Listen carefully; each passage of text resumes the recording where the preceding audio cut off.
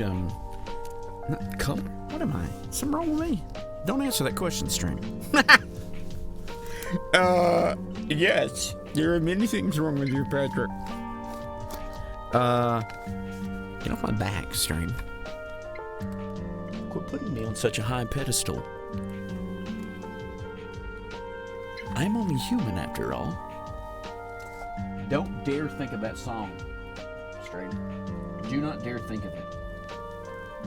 Fucking, I'd have never known most of these shitty songs existed. Except for the fact that thank you, Hank. You actually answered.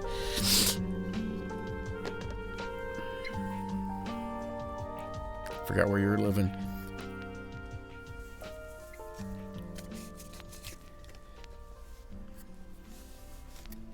Do South Carolina folk raise up and take their shirt off and twist it around in head, spin it like a helicopter? Or is that just exclusively North Carolina?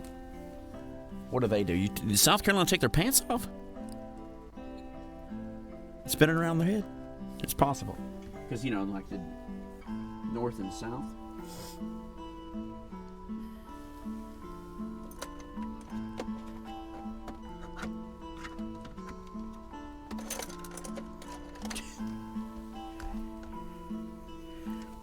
You spent... And Florida just does helicopter dicks. Yeah, for sure. We don't need a lot here. Shouldn't. We'll scoop them. Probably too much. I'm using heavy body Liquitex, which, as you can tell, to be fair, I think I've only used this heavy body Liquitex so far. Because I've had this for a minute. It was gifted from my Amazon wish list, which Hank is no stranger to. What a sweetie. Hank always going over there and making sure they get me a little Prezi every now and again. Keep me out of the dumps. Keep me,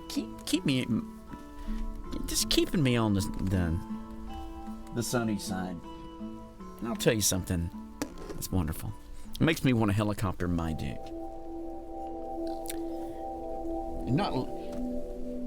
I almost lied there. I said not much does that, but it does. Lots of things make me want to helicopter my dick. I'll wipe that off real quick, even though that'll just chip right off later. But now we're going to load this brush aggressively, and then we're going to unload it just as aggressively. This is called dry brushing. I've been doing this a long time. You can probably leave a pretty good bit on there. Let's get these skeleton here and see. Now we're just like, this isn't a zenithal, because zenithal you probably just hit from the top. You're going to get a lot of more white on here than black. We're just fanning it on. Like, to be fair,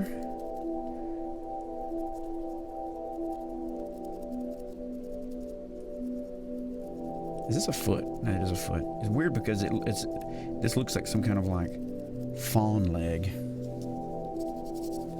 You know what I'm saying? The way its legs are doing. Let's get a little bit more white here.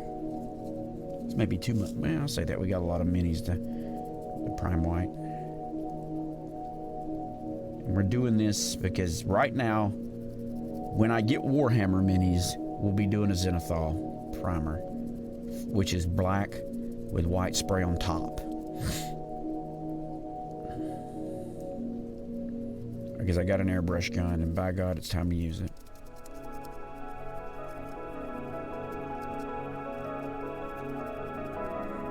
Get in here and get in this skeleton cock area.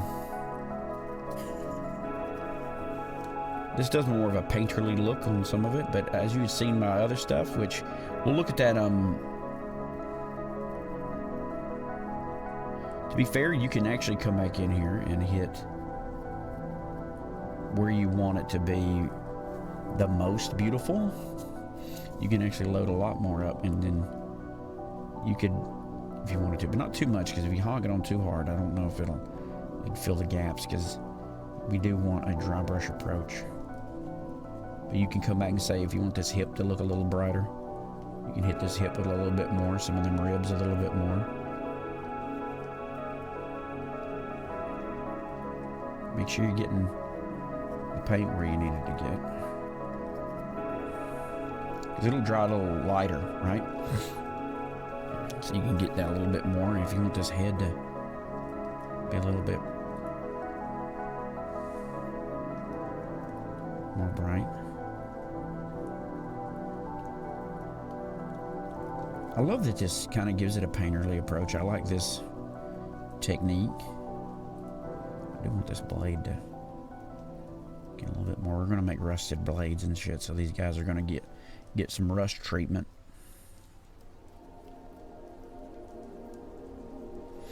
And Hank, how you been, by the way? Tell me about it. I'm using this junk paper here.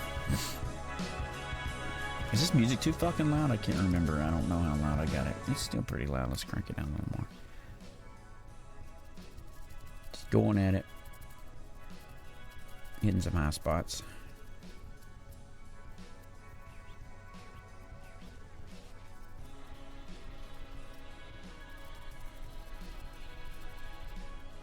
Now, to be fair, this looks pretty good just plain white if we just left the skeleton white, but we're not going to. We got Skeleton Horde for a reason. Skeleton Horde is an off-white. That is perfect for doing some shading. We may make these skeletons green or something. I think that may actually be kind of neat, to be honest.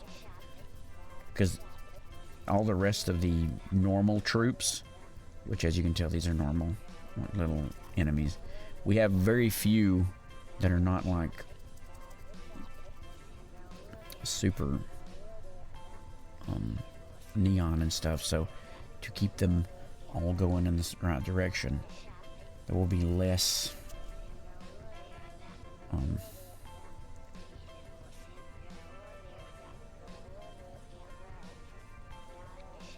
we don't want to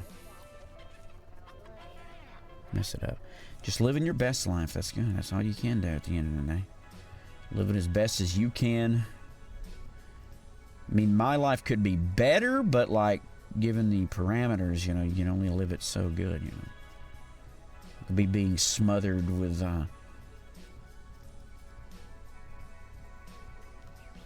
never mind.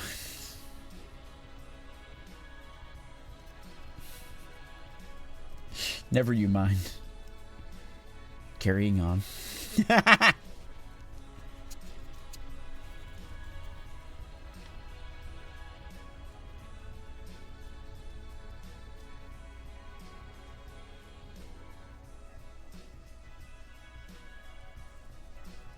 Because you could probably have primed all these minis without the spray. You could have just done them with white paint. These skeletons look way cooler now, even at this basic shape. I want to go on the side of the head here.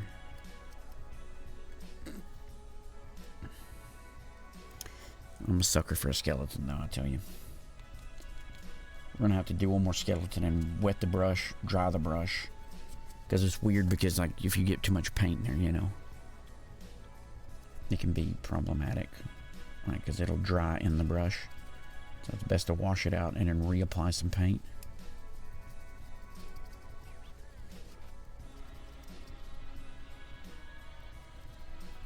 This needs a lot of white on it because we missed the mark with the spray paint a little bit when it comes to darkening the shades, but that only means the contrast will, you know, the contrast paint we put on there will be a little bit more robustly colored.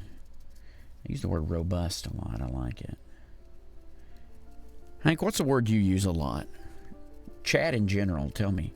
What's a word you use a lot? Not that it's a bad thing. You're not like, it's not a, you know. But it's just a word that you enjoy using.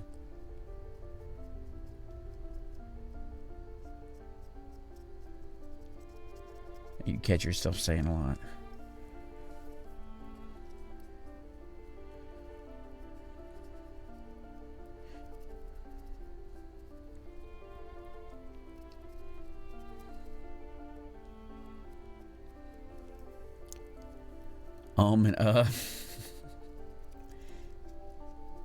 And I don't necessarily know if them are words, but I get what you're coming from. You probably did that when I asked the question. You thought about it. You're like,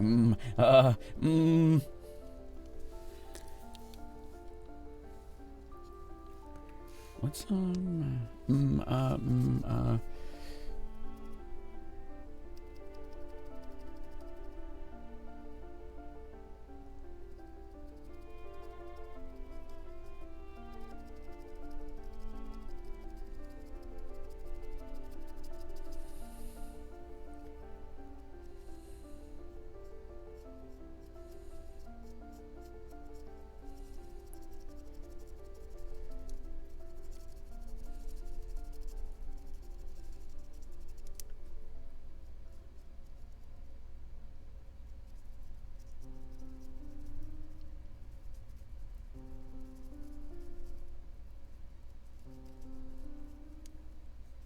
I'm not even going to put any white on them titties in there.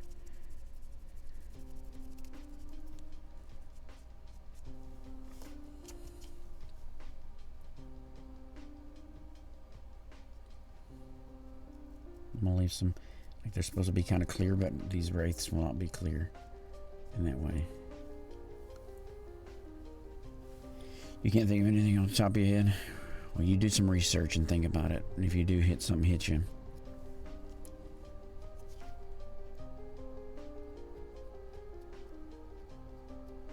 Let me know.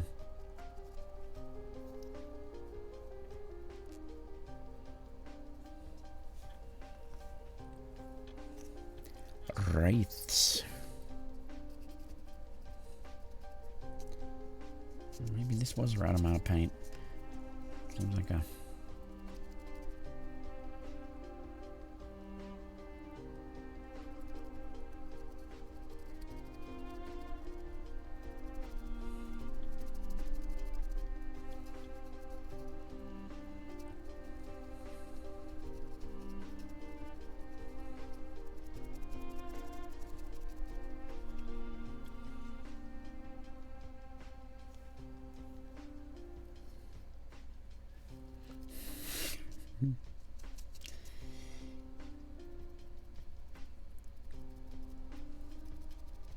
Cream pies are far too fattening. You shouldn't be eating them so much. Hey.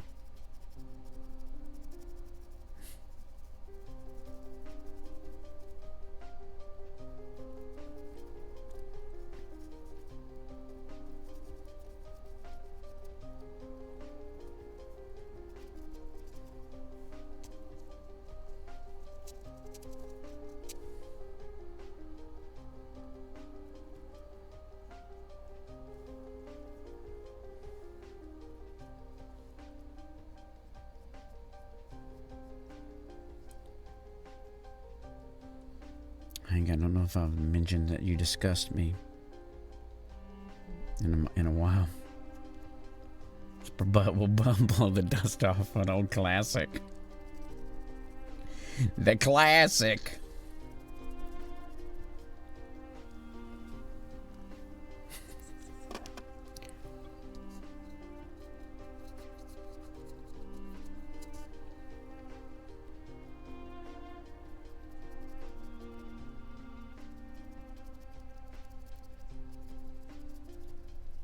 Messy to make, yeah. I bet.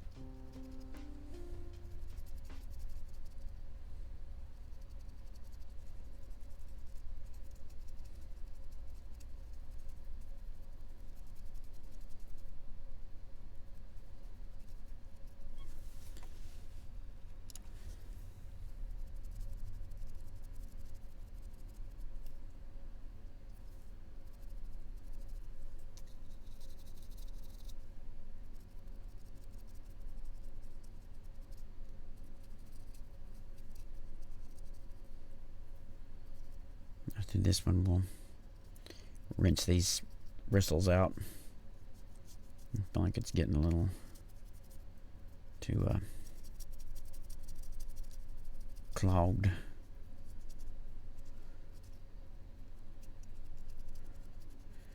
I'm glad we sprayed this one. This one looks really cool. Looks cool.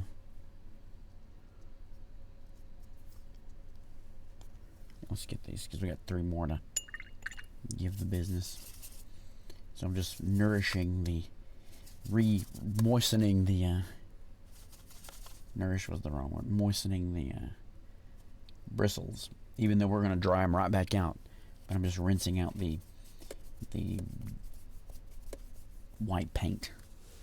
Is God damn, that ambience is really low. Do I got mine turned down? I don't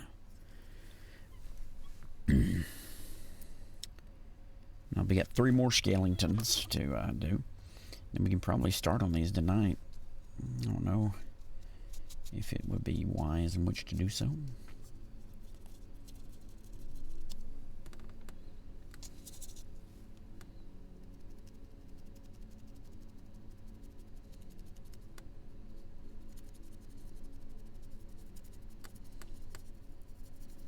It don't matter if we get a lot of white here because these are, to be fair, actually on fire, so they'll be making sure they're white would be pretty brightly colored would be smart. In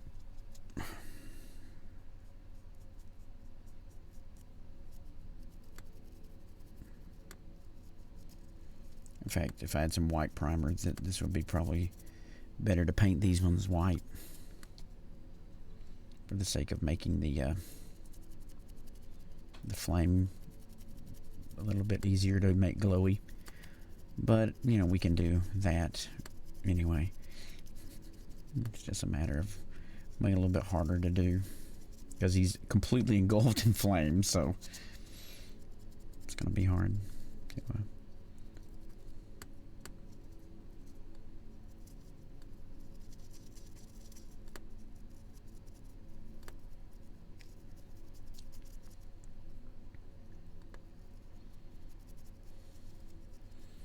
But I think what we'll do is make it green fire. Maybe purple flame, I don't know. Maybe magenta fire, so that way we can do the purple. That'd be kind of neat. We could creep it, we could start it like pink and do like a magenta wash.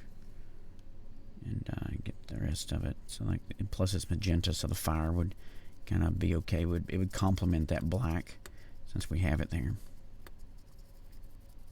And it would still look cool, you know, it would color the black so that it looked like the darkest portion is still that. And then we could use the purple wash to do what we need done. And I don't think that we have anything apart from those zombies that are hellaciously purple or magenta. I don't know, maybe green. Maybe one of each color, just to kind of see which one we like. The boys could be doing different fire spells.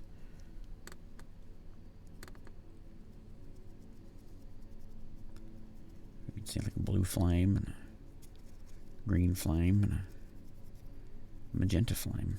We'll start with magenta just in case we like it a lot. We just always, you know, but if we don't like it, we can always change it.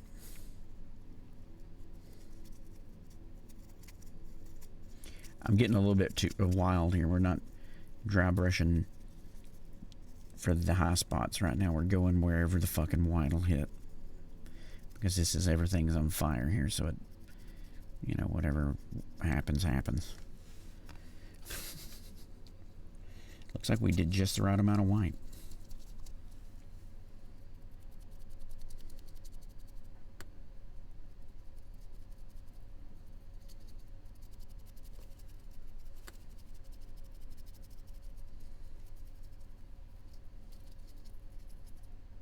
What day is it? Thursday? It's Thursday, isn't it?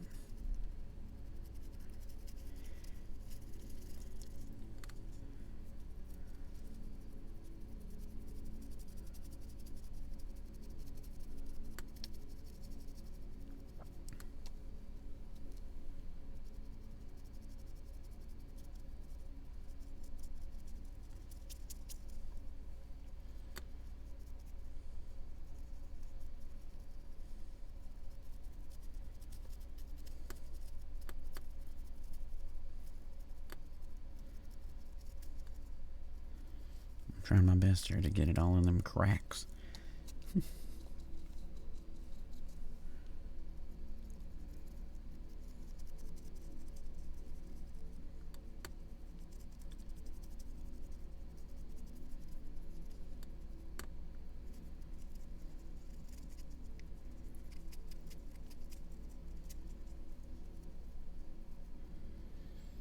I wonder if we should let this paint sit on here for a day.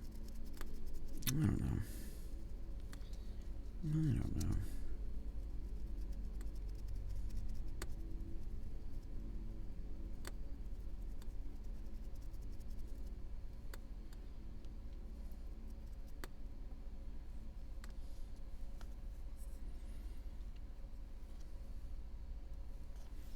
You'll let it get in there, get dry on that.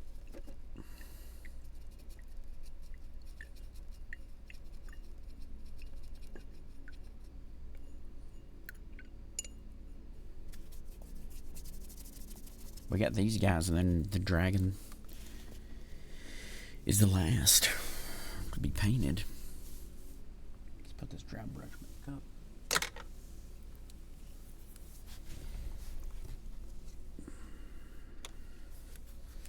Look at these little dudes for right now.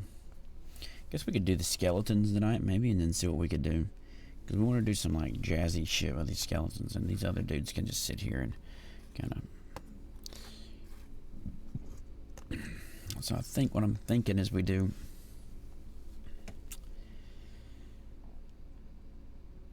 We'll leave the skeletons, like, kind of... What we can do is, like, lighten up the magenta to where they're, like, purple and white, and we can hit the... Oh my God, why did I try to drink that big of a gulp of coffee? Holy fuck, am I trying to roast my throat out? And I'm thirsty, Jesus. To be fair, I forgot it was that full. I just went, oh, my throat.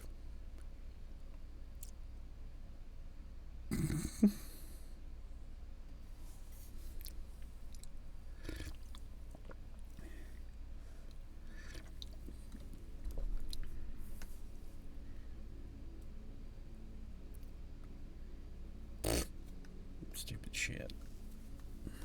Anyway.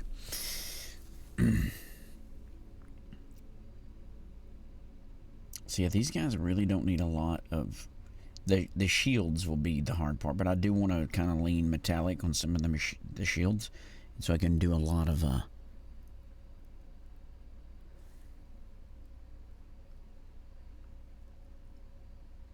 mean, the highlights, there's definitely going to be a little highlight. This, you know, to pull out the whitest of whites on top of the stuff. We do have some magenta here, and it's spilled over by the red, so we can get by with the magenta here. We just got to really lighten it up. I mean, barely put any on there. And I mean barely. Just barely. And we'll get the purple.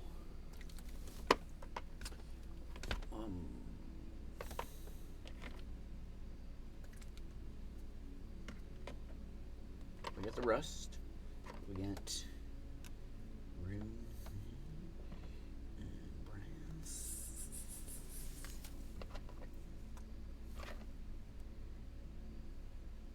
Where's that other? I have a brass here. There it is. Like a brass color. There's a gold one and there's like a brass.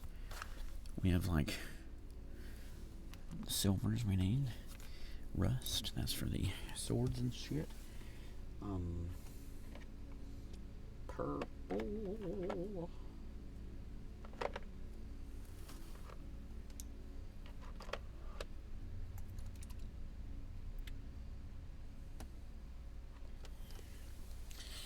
I think we got pretty much all the red and stuff that we need. Everything here is kind of what we need. Let's see what we can do. Like I said, we can kind of go with this purple, like, but it's gonna be... Let me get that whitest white, because we really depend on this to be like punchy white. I mean, there's like a tinge of shit to that water.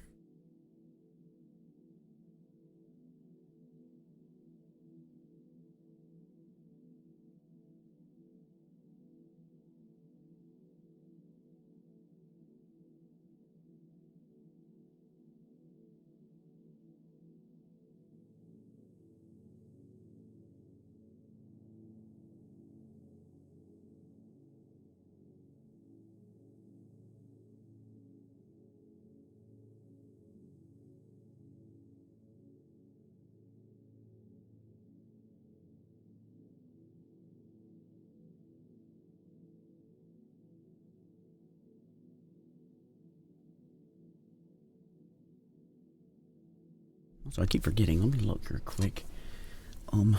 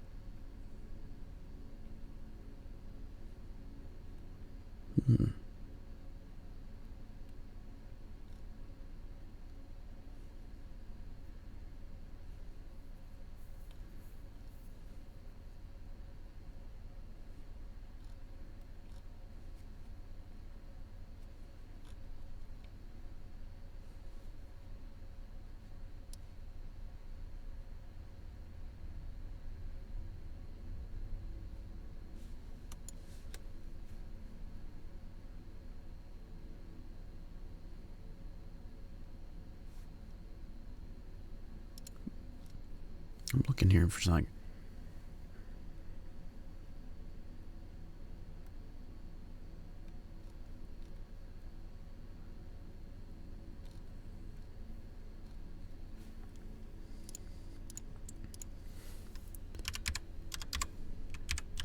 We gotta give it a second for some of these to dry anyway before we start hogging paint on it.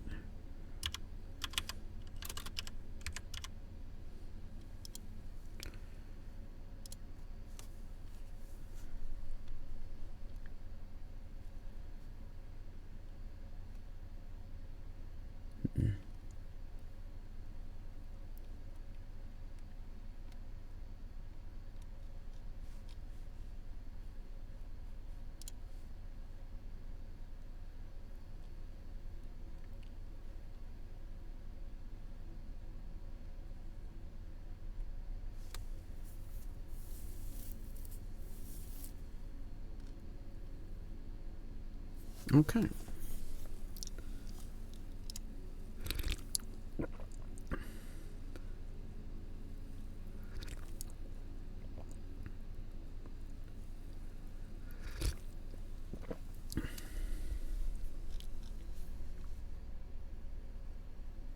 Got it.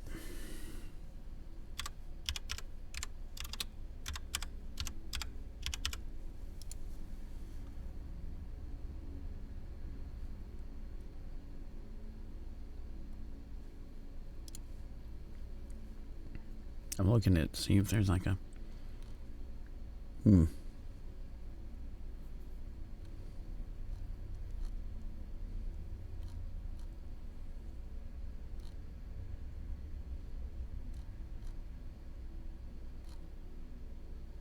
Okay.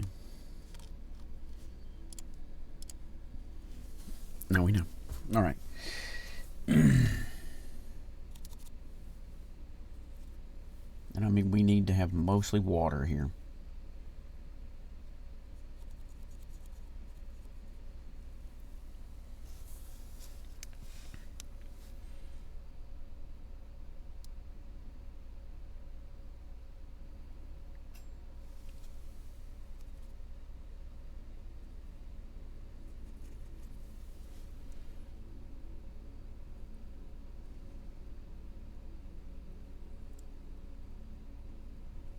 I mean, it barely needs to color, to be honest. I was going to do it more traditional, but I forgot that all the rest of them are not traditional. It's untraditional. Actually, to be prepared and be fair, this I think this. What is that? Is that not a muted pink? It is, but I don't want it to be muted. Let's still use this shit.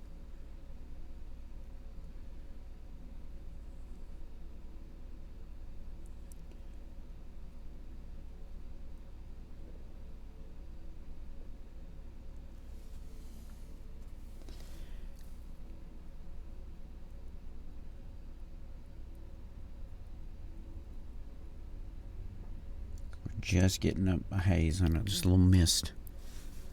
Let me see, this goes a little bit lower, right? I can do that a little lower. And I can hit this and go a little bit more.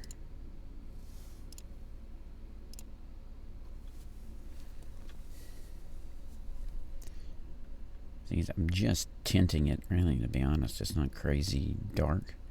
Because we're going to have purple on here as a wash in the shadows.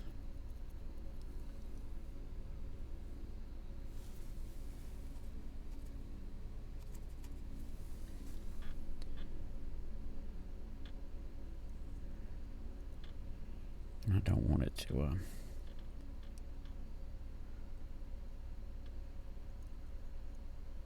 We're going to go in here with highlights too. So maybe like some pink, some real bright pink. Maybe just straight white as well on them. We may actually put in the shadowing first. The purple shading just to see what it's going to do. Because we do the highlights last. Bump up the colors. Maybe really purple on the back of this thing. Maybe not.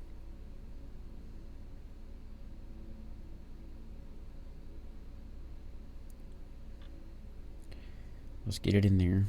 We can always come back around and do that.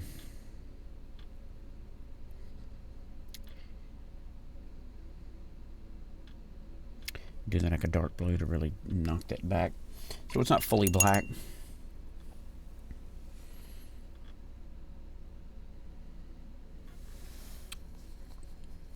We can actually get all of these going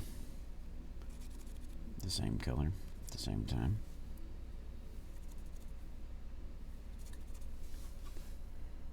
There's no sense in doing it one at a time here, especially because it'll give us the opportunity for one to dry more thoroughly before we go adding any extra doodads.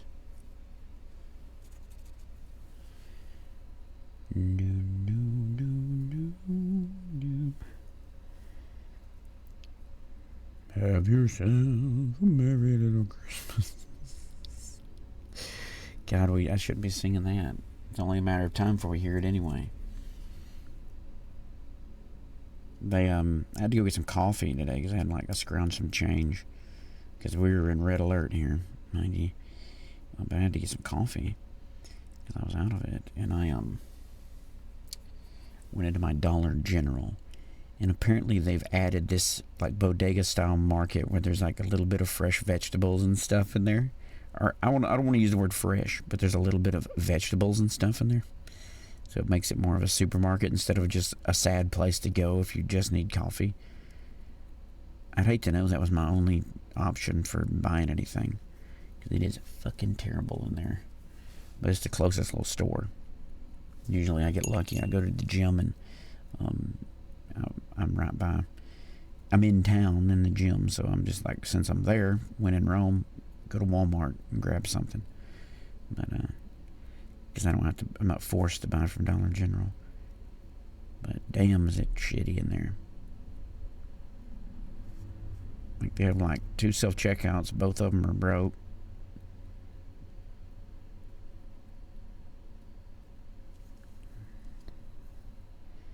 It's really a pain in the ass.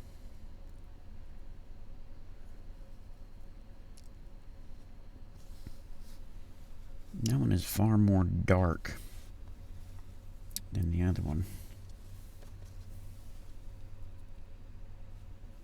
I wonder if I can take some off. I just, it's just going to be a little bit more. It don't matter, to be honest. It's pretty light. There's just a little less highlights I'll have to do on the other, yeah. Put a couple of drops of water in that now to make sure it's, still very pigmented. You gotta hand it to the Liquitex. These motherfuckers put pigment in their paint. They do. I mean, I knew I liked them. I use them, but shit, they go nuts.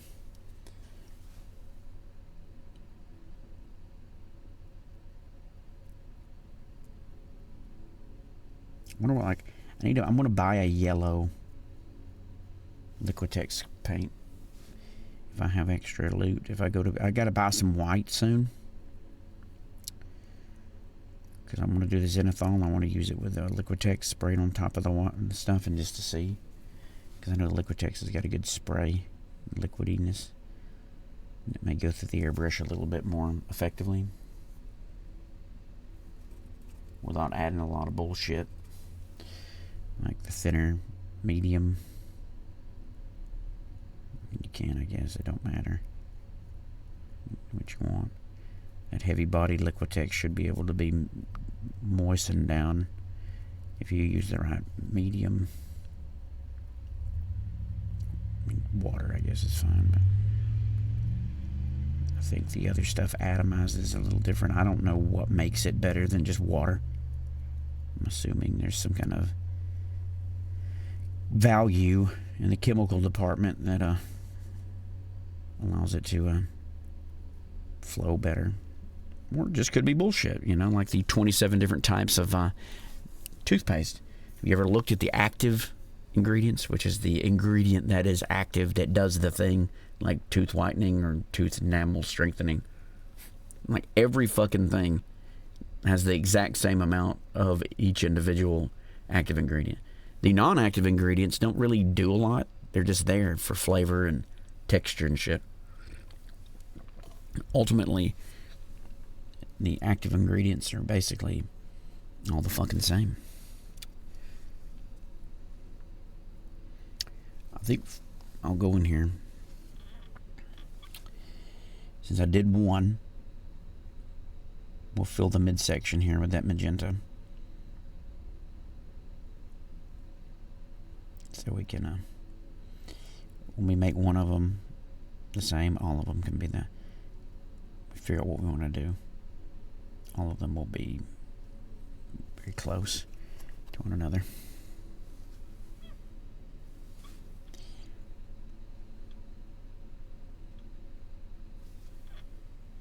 This ambient music I can barely hear. Can you guys hear that shit? Is it louder for you? I mean, I know it is, I think, louder for you, but how much louder? It's fucking seems very jitty.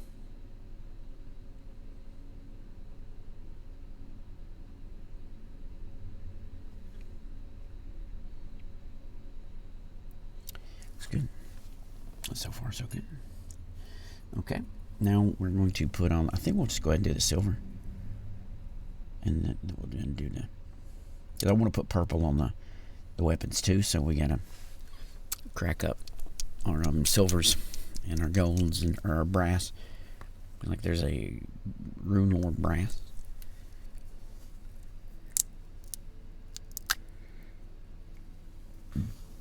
I think the outside will be brass here and the handle will be brass there. So we will do brass on the outside here.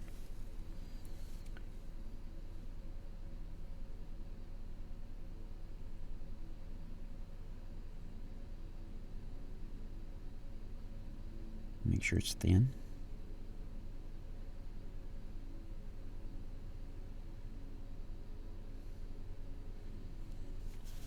Not super thin. We always add more. But creeping up to the overall darkness is more important because you can hog too much paint on.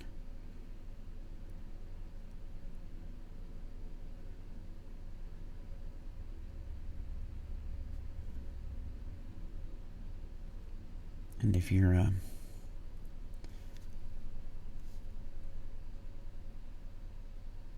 don't have a lot of patience, you can really put yourself in a pickle, because then if you want it to be better, you're going to have to take a lot of paint off to fix it. And if you don't have one of those sonic cleaners, ultrasonic cleaners and shit like that, then it becomes a huge problem.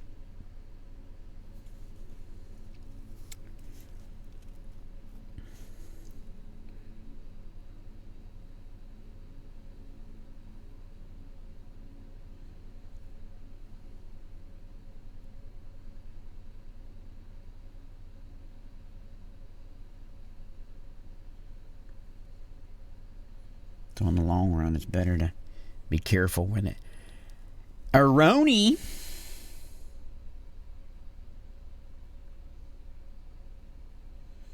Macaroni and cheese. With the chicken strips.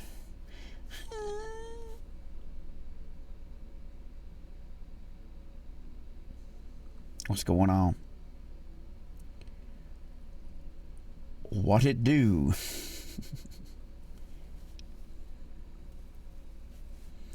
It's tough to get in here with that. Are you doing well?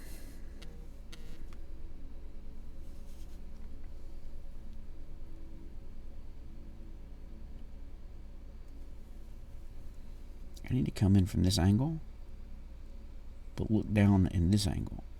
And it's hard to do.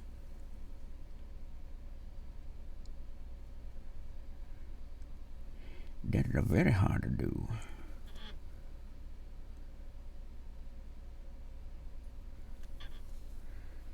But what you up to? Anything fun?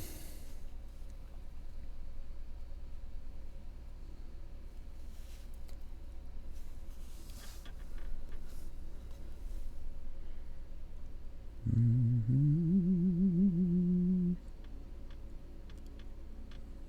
think I want the nipple in the middle of this. Be brass as well. Did some farting. Hell yeah. What'd you fart?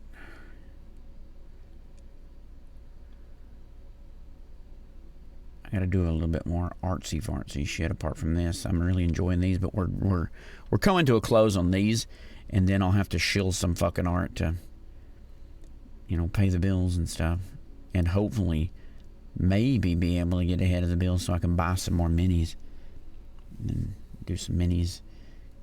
So I still like to but I got a lot of bills to cover first before I can even attempt to think about it, which is a bummer. Responsibilities suck. I try to keep as few of them as possible.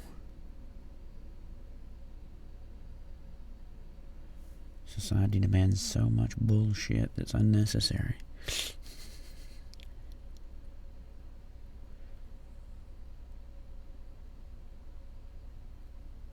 A huge mosquito attacking you, holy moly. Don't let it take your precious blood.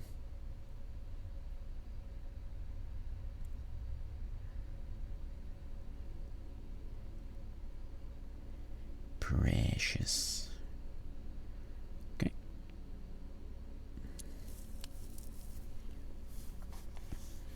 Next. Well, this guy got a little bit of a brown or something in the middle of his chest. We're going to put highlights there. You can tell this one didn't get a ton. We're going to put purple on it. You suck their blood out. Tasty mosquito blood.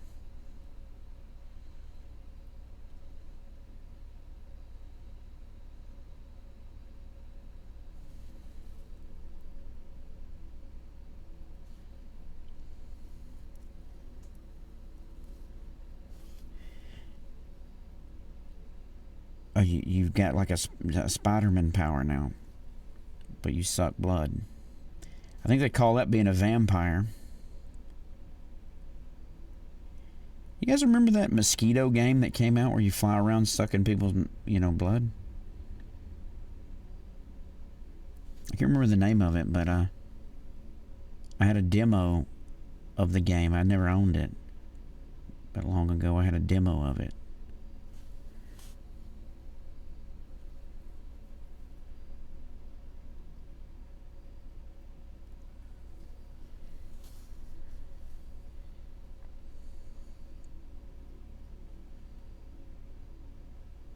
I can't remember.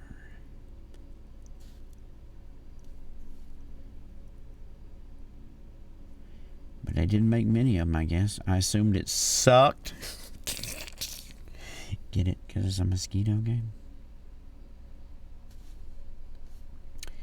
I mean, the game itself looked kind of like intriguing from like, you fly around You have to suck blood within a time limit and stuff, and do things in a certain way so that way you can suck blood.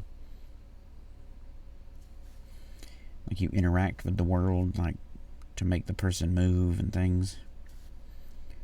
So you can get them in the prime area to suck.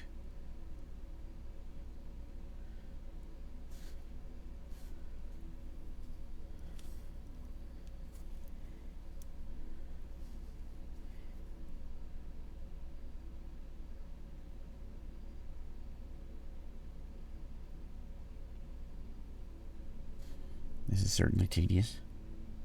Putting this brass on here.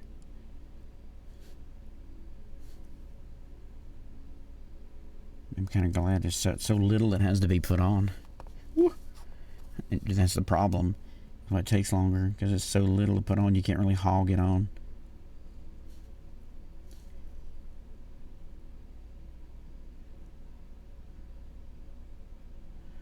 Otherwise you'll fuck it up.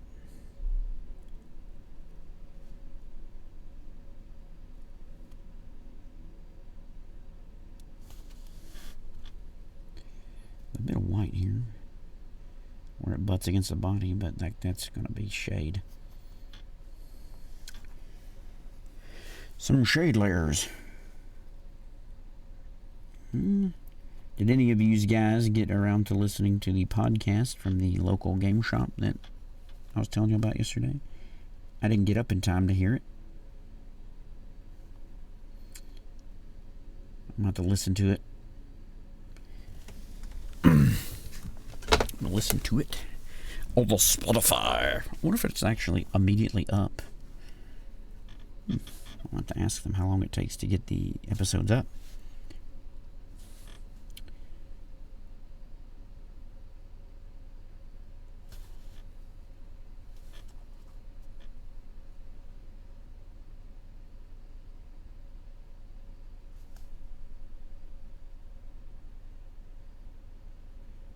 Eventually, we're going to have to work on trying to make a silvery color. I have silver Liquitex paint. And if we mix red with it and other things, we could make like a silver, like a red colored iron. Or red metal. Red shine. I mean, if you're trying to use like little areas.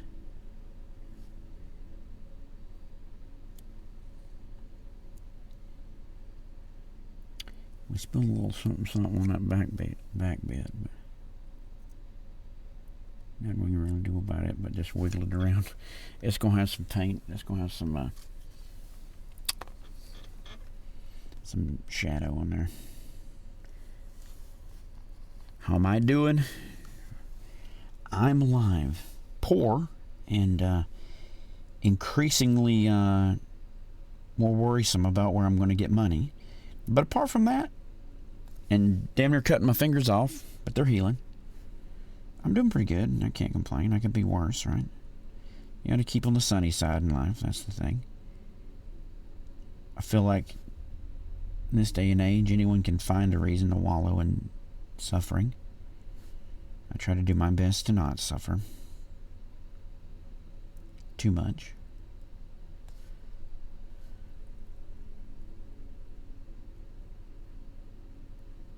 I'm about to give me a couple wives, I think. You know, but all of us paying the bills and they get work out, you know. A couple of wives. All of us pitching in a small amount would be good. You know, I think it'll be better. So I'm going to look into that. I'm going to look into getting a couple wives.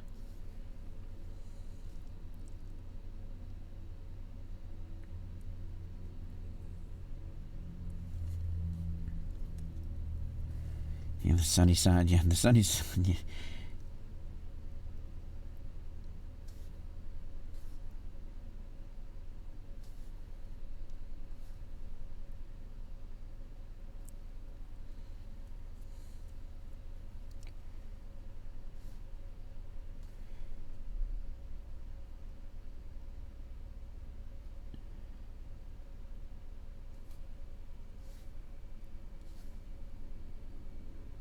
But do remember, if you guys want to keep on the sunny side, 50% off my art right now.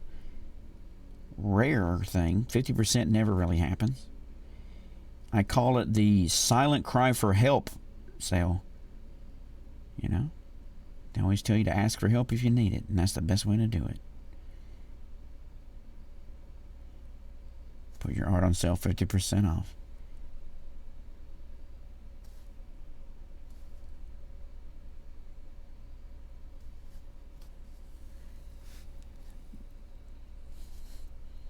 Normally I don't try to put it on sale at all, which, you know, they say not to. Like, so I see so many people talking about, like, do you put your art on sale? Do you not? Like, does it devalue it? And I don't know. I mean, I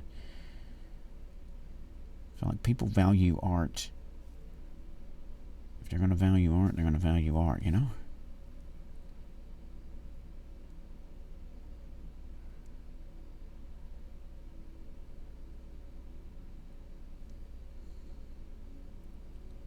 Who knows?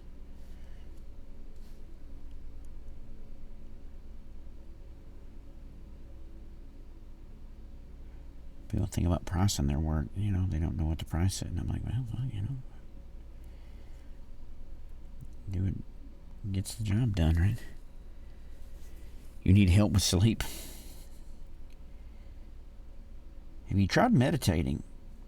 I know I need to get back into it, but my ADD makes it hard for me to, like, focus on it and remember to do it. And then I remember to do it, it's too late to do it.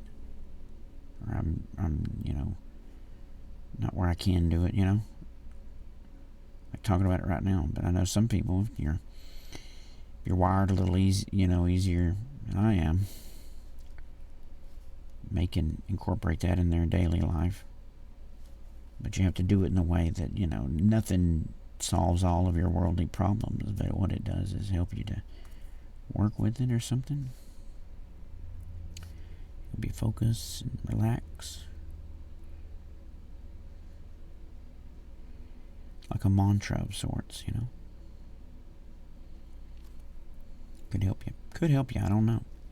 Maybe not. Maybe will. You never know till you try, really, in life. And so very few of us try.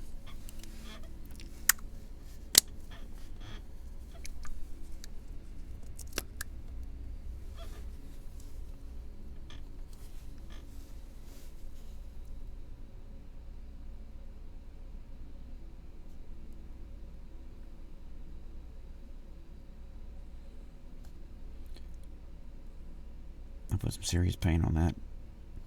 Too much, really. But there's a new Steve video.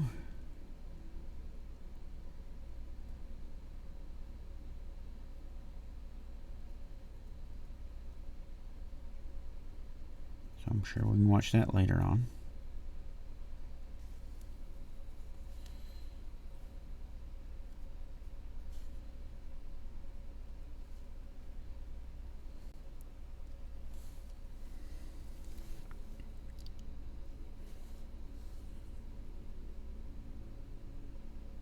Let's put it on all of these real quick, and then we can, to make it easy for us to cover without doing stuff, because we can come back and pick if we want those little squigglies to have a different color.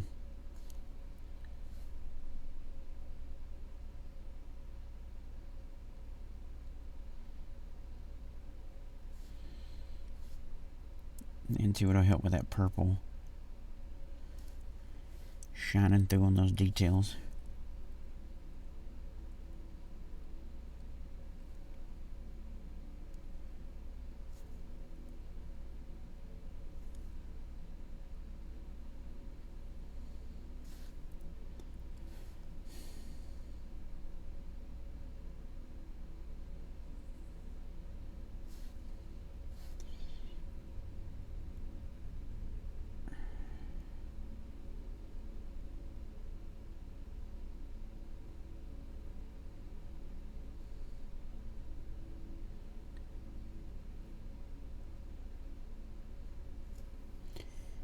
We'll let that It does look very shitty at the moment until we add the colors and variants, but we're slowly gooping it down, because we'll get those black lines back once we do a wash. Maybe even do a contrast of black over it, and before we do another wash. I'm thinking maybe those little squigglers in between the pie pieces on this can be painted a different color, just to kind of look cool, maybe. I don't know.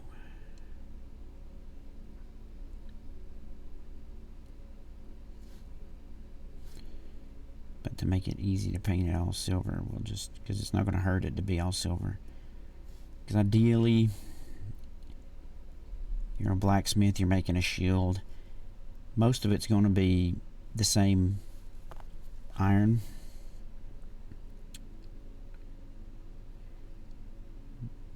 But you'll be painting it with things, changing things. I mean, maybe putting the leaf on it.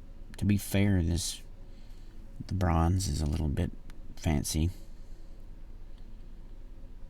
We'll be adding rust things to it to really zazz up the overall look. The devil will be, in fact, in the details. Not only is it going to be the part that is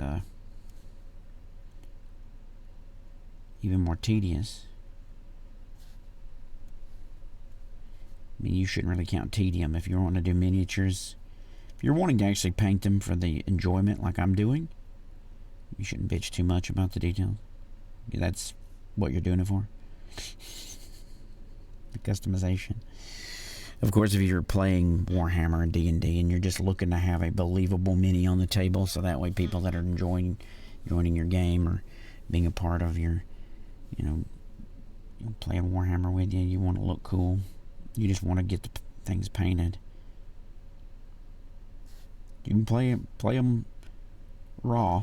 You can play Warhammer Grey, just glue them all together and get after it. But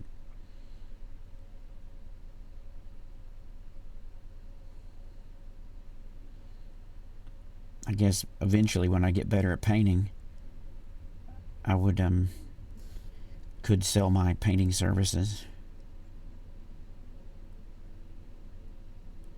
to some of those desperate Warhammer enjoyers who don't like the painting aspect but want to have badass minis.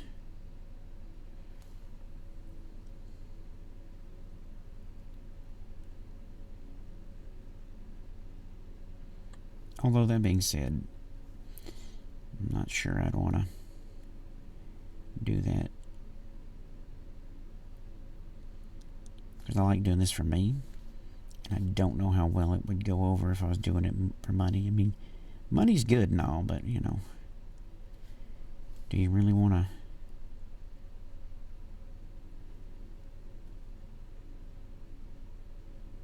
siphon out every drop of enjoyment out of the hobby?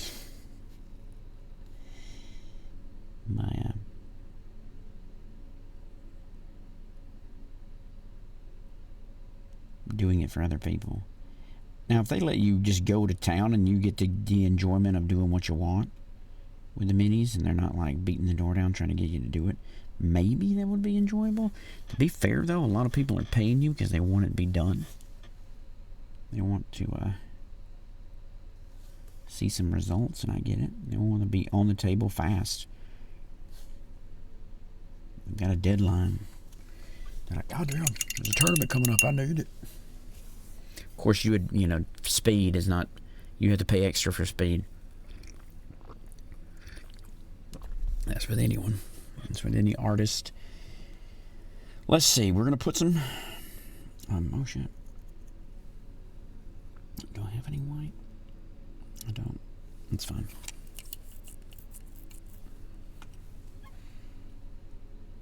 So we've got basically all of it in a way that we want. Then we're going to actually put purple shade. So the dark areas are kind of, we see what we're looking for.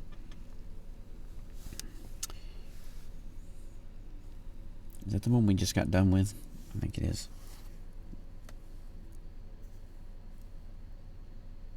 I may give that a few seconds. Let's give that a few seconds. I don't know which one I started where. So we'll give it a second or two before we start putting the touches on there. How's I ready to do it on the stream? I wish that would autofocus better.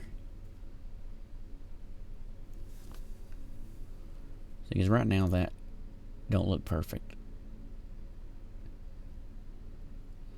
What I'm going to do is hit it with the... damn, it doesn't do it any justice here looking at it in this webcam, does it? Ew. Oh, it's like dog shit. Like, just base, like that base color. It don't look bad looking at it right here, but it does look bad when you zoom in. Of course, the human eye can't zoom in like that. If you're looking at it like a jeweler's thing. But we're going to start painting the details. We're really just going to, we damn near could just dry brush those ribs again with some of the lighter colors. I'm thinking I won't come in there and actually strip it how I want, and then hit highlights on those areas. Pick out the parts of the bone we want to stand out. Of course, there's a lot of like little details here. You want to just like dot in some stuff to add some highlights. They are skeletons after all. So we'd probably just kind of highlight them with almost white, but we'll put a little pink with it, a little magenta to knock back the color. I think we're good now. So we can wash it.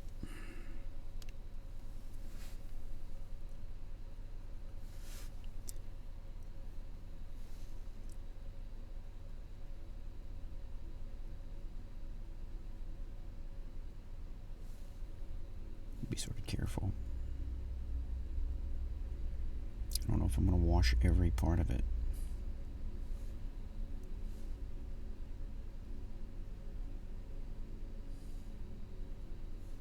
Because it's, you know, you can actually just dunk it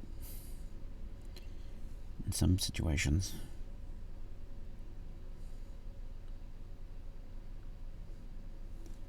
That's with the shine on the back of this.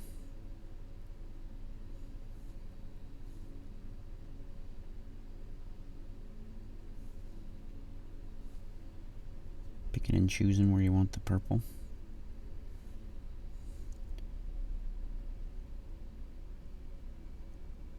I was looking at the technical paints. There's one called Nurgle Rot. And as cool as that is, it is just green paint. Like the putrid green paint added to Mod Podge, basically. Or the Dimensional Magic. Dimensional Magic kind of lay on top of stuff. And it's the same way with like the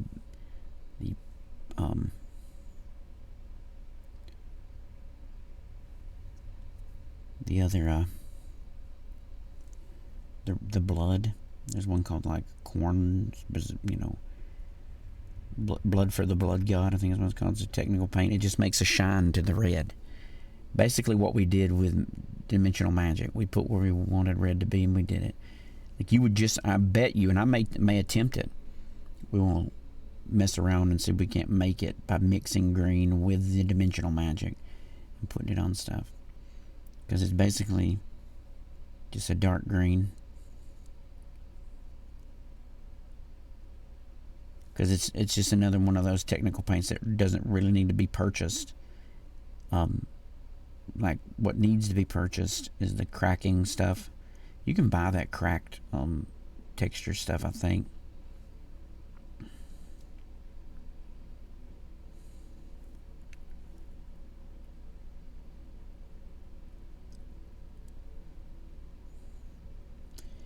don't even know if I'll add.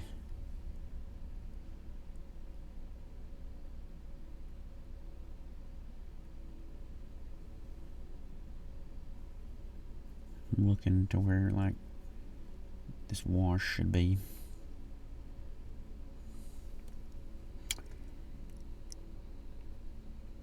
If you don't add wash to the face, maybe it'll seem like this is far too much. This definitely adds a purple look. So you can add it on there like that, hog it on, everything comes back to normal. Problem is, leach that off. Dry your brush. Just keep tapping it and picking back up the wash we don't want. You can actually probably do this. Like you can take a rag and just dab it on the top like that. You don't want to dab it so much that it siphons out the wash from the interior. But you can probably dry it off of the high spots.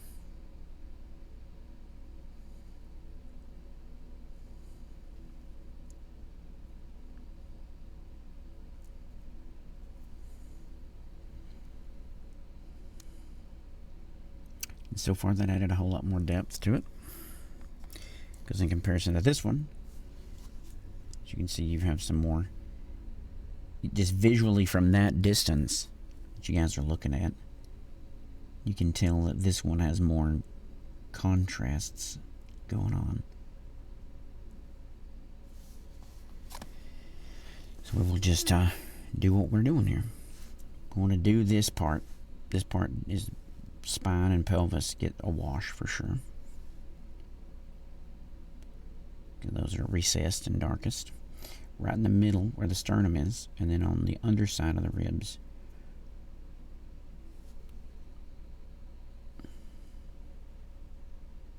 Basically the whole arm gets some, because it'll help the highlights pop if it's looking like real dark.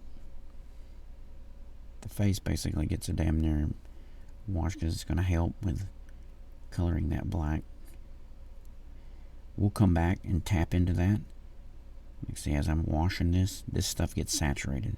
So what we're doing is I'm just dabbing my dry brush that doesn't have any paint anymore on it, and picking back some of that wash. Not a ton, because like you need it to be in the recesses. Half the reason you're putting the wash on is for the recesses to get saturated with this color and it to stay there, but the rest get kind of dried off. I mean, you can actually add too much wash and it becomes a glaze, basically. You don't want it to sit too. You don't want it to sit on the colors you're wanting to be specific colors, you know. Like, it's supposed to just accentuate. I'm rubbing just the bottom side of this blade with some purple.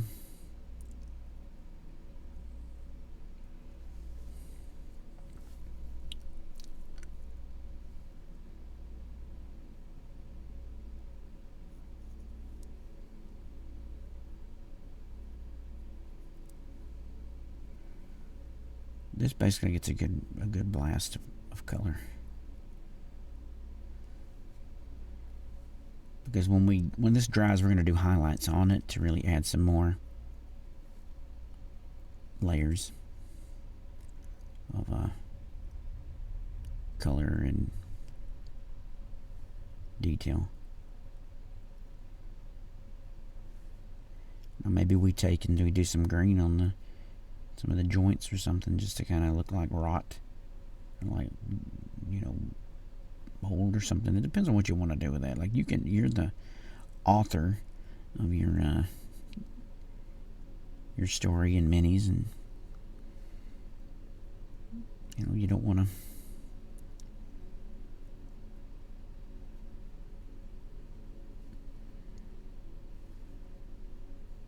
you can tell your story however you want. I just wanted to go for like a neon colors. I wanted to have a little bit more vibrancy And the way these guys look as well, there's more purples, magentas, and things like that. Give them like an old black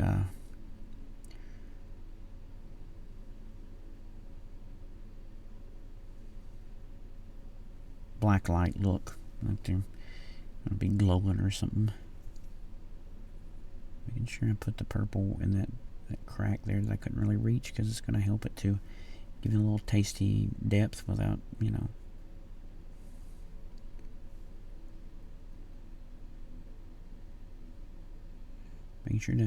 Make sure to flip your thing over so you can see the undercarriage. See, like right here under them ribs, bloop, sploop. It's a little dab will do ye. And I'll actually go back here and I'll show you what I mean. See, under that rib cage, somebody flipped that over to look. It would have looked a little scant. You wouldn't want that. You want it to. It actually needs a little bit more right there. Because you don't want to be putting it on and then you realize that you didn't put enough, or you didn't put it where you wanted, and then you have to do all this bullshit. So that makes 2 so far. Let's see. Oh, there's like no paint whatsoever there. Good. Set that over there.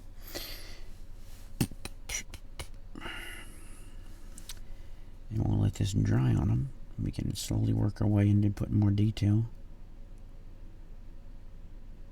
See, now that we've seen them first two, we won't make the same mistake twice.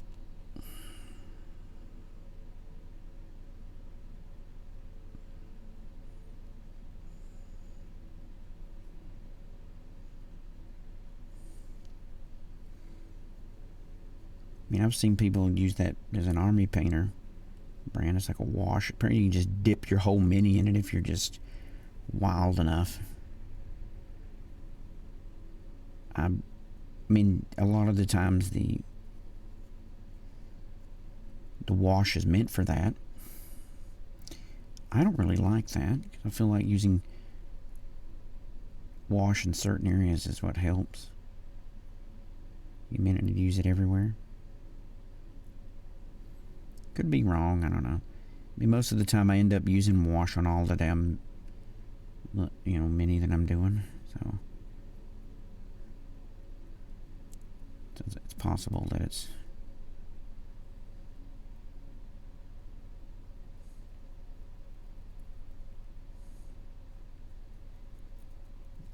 an option. But I didn't use it all on that sword, the very tippy top of the sword. I wanted it to be less like darkened. Helps with highlighting later. And maybe you want like a different wash for a different area. Possible.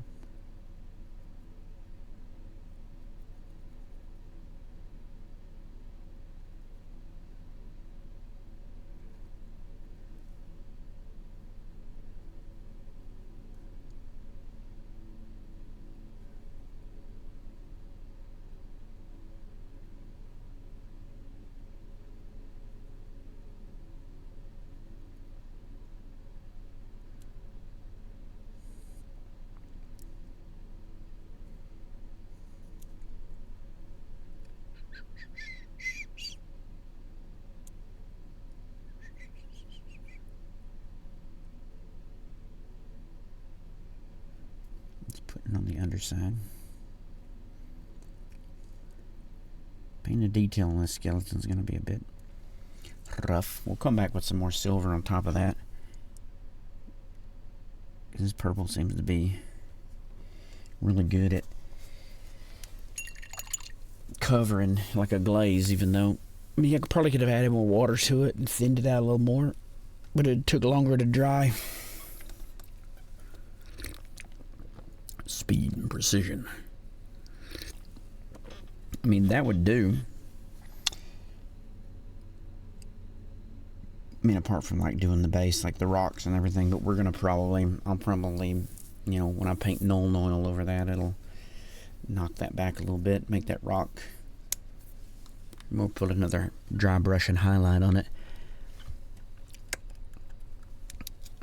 Let this purple sit there for a minute because we're going to have to basically use mostly white and whatever colors we already have, like magenta, and back on the silvers and stuff, because we're not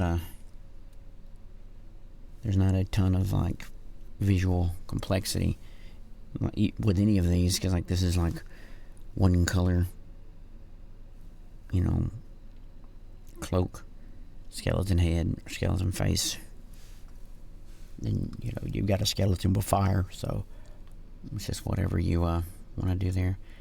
I don't know what the fire is going to be. I don't know if we want to do different fire. Probably not do different fire. Now that I think about it, as cool as that would be, each step would take a little longer. So let me go pee real quick. So I've been drinking this coffee. I'll be right back.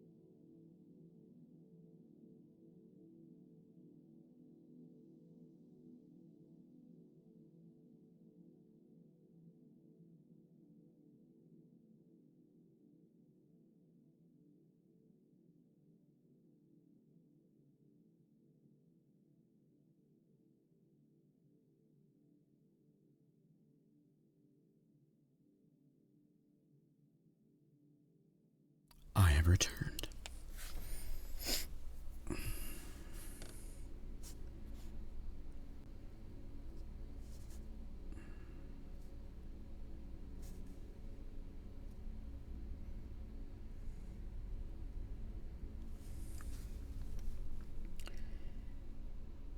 The highlights are going to be real fun.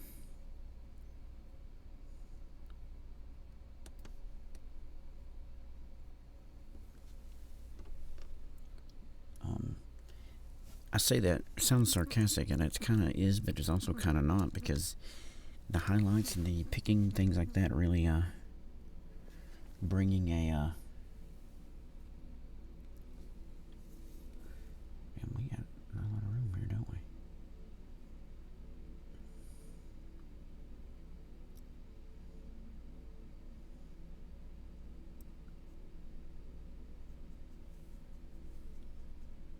Damn, that's not very...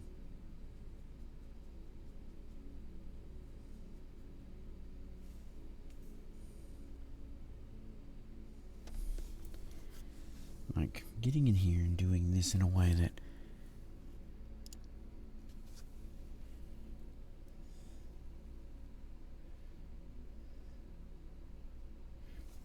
Let me see if I can put that on this little holder here. These guys will fit on the holder. But will I be able to use them good?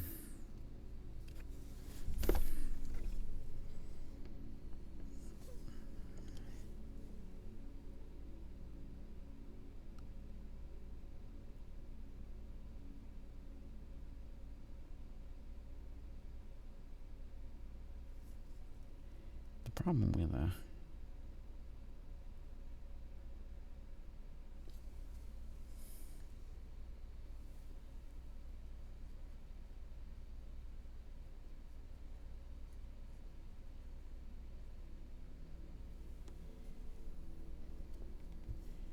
There's a lot of shade on this. Like,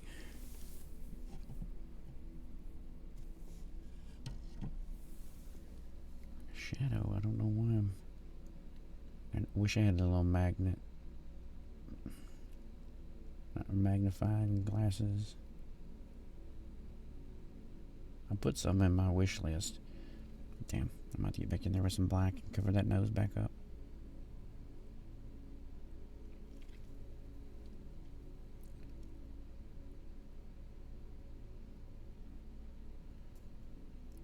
We're not going to go crazy.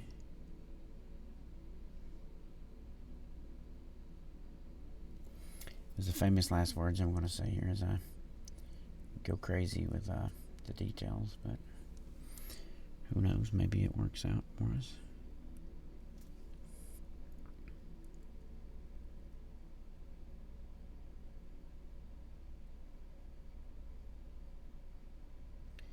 I'm finding a hot spot on the ribs and bringing it out.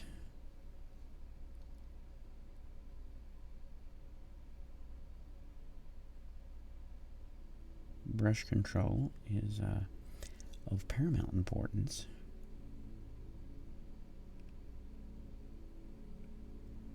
When you're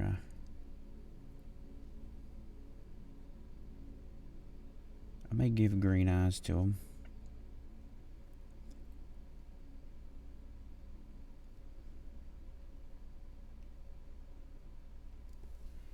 Basically, white may work here on these guys, especially because everything's so pink and purple that it may recess into the back, the under, like it'll dry into the background, kind of make it look a little, basically like a different color.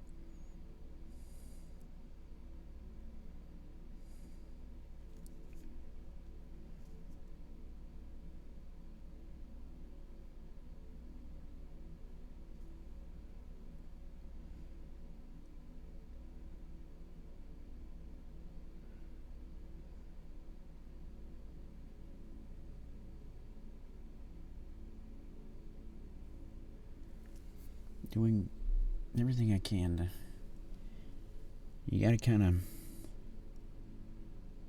visualize what you want. Sometimes less is more.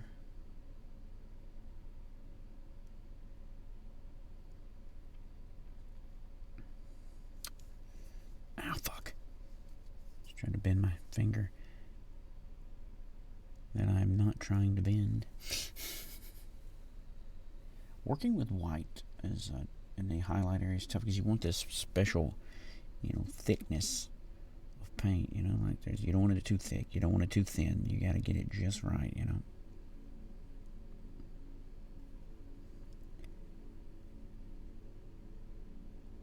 See, it's a little too thin here, so I got to go and incorporate a little bit more white paint. Because if it stays too thick on your brush, slowly but surely it becomes a problem with your bristles getting matted up with paint. You have to give them a little bit of a refresh in water and re-dry them back out. So do bear that in mind. The technique to maximum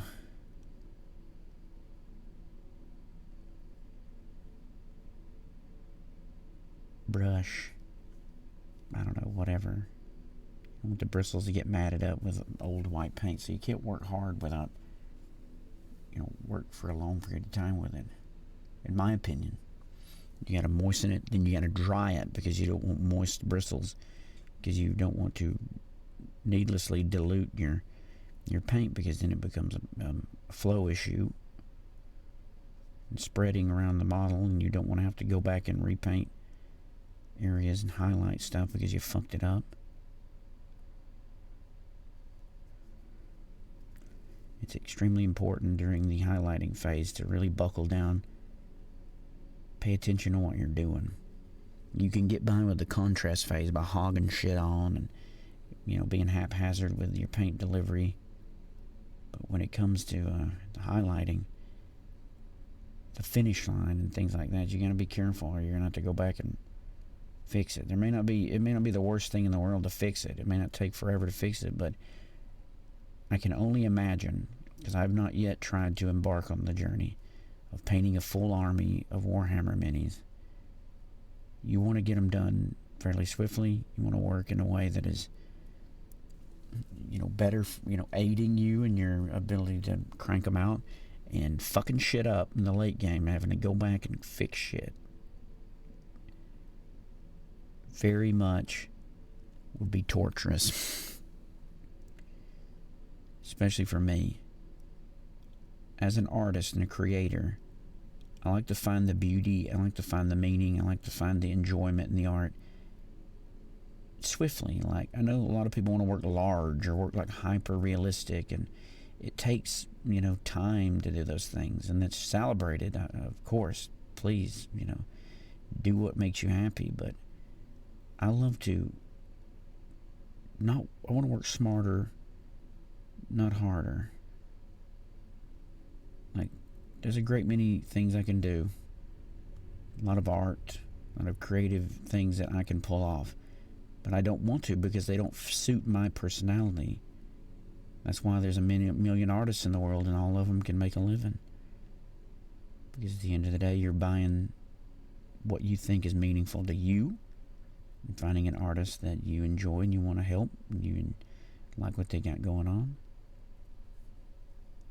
So you can take that into to any creativity that you're doing. Find what works for you. If you don't like to do this finicky shit like I'm doing here, don't. That's why they make contrast paints, because I'll be honest, contrast paints look fucking fantastic on these minis all by themselves. Like, you can for sure get some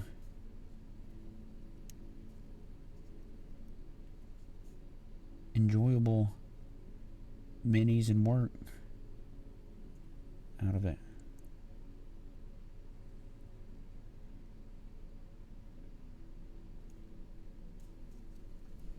I've got to zoom this into my eyeballs, so look in the top right corner here.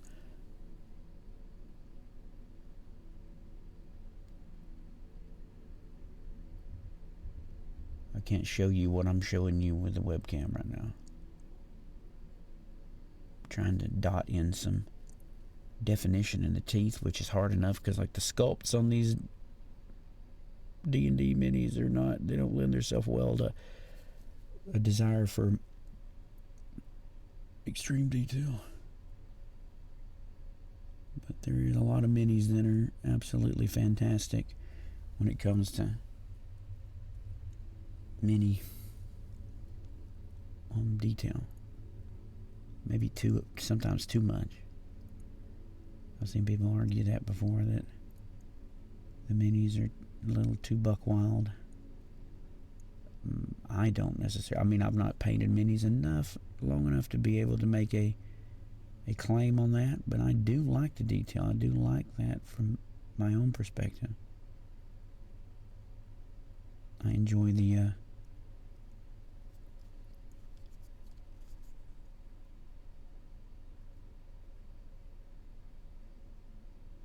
doing the details. I think it's because my mind is always alight with thought, whether meaningful or not. Mostly not meaningful, just dumb shit.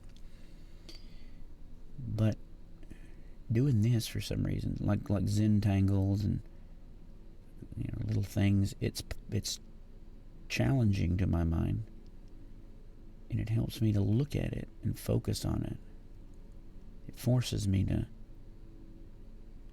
a little bit more mindful. It's like a meditation of sorts. It works for me, at least. It may not work for some people, but that's why we're individuals here, folks. What's good for some ain't good for others. why you just gotta mind your goddamn business and do what makes you happy. The most important thing is to buy my artwork 50% off right now, because that's what makes life worth living. And if you find yourself in a place where you're like, why is life so hard? It's because you're not bought enough of my art. But you can rectify that right now for an amazingly affordable price.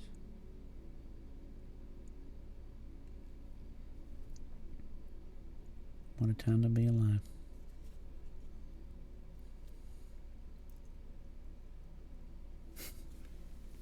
What a time to be alive.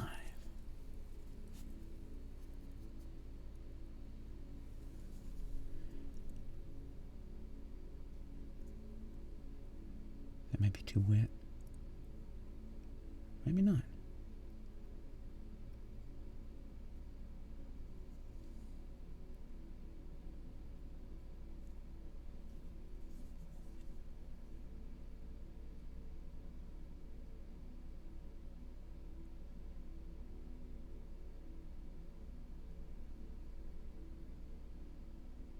To be fair, I don't need that. I probably need to hit these with just a regular silver. Or if I can mix a little silver with white.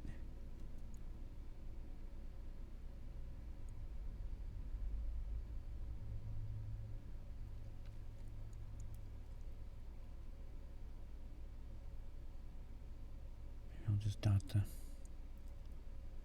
little bolts. Get a little practice with brush control.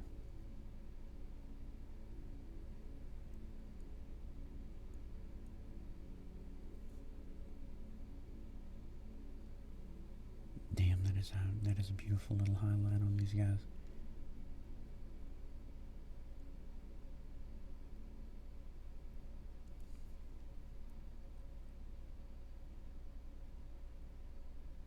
I'm gonna do little dots on the head here to get the, maybe add a little bit of a texture. I know you guys can't see much of what's happening here. Damn, it looks good. It came out pretty well. Let's do an edge highlight there just for...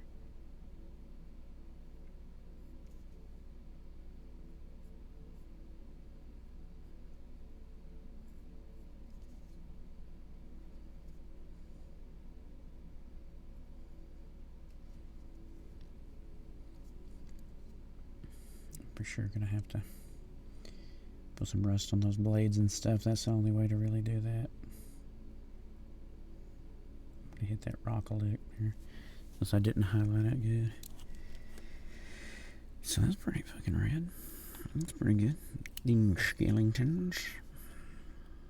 These guys are a bit more. I think that one was a darker color. Maybe not. But let me give you an example of what I'm doing so we can look at like before and after. You see that? Like, here's that one. You see what a little simple highlighting will do.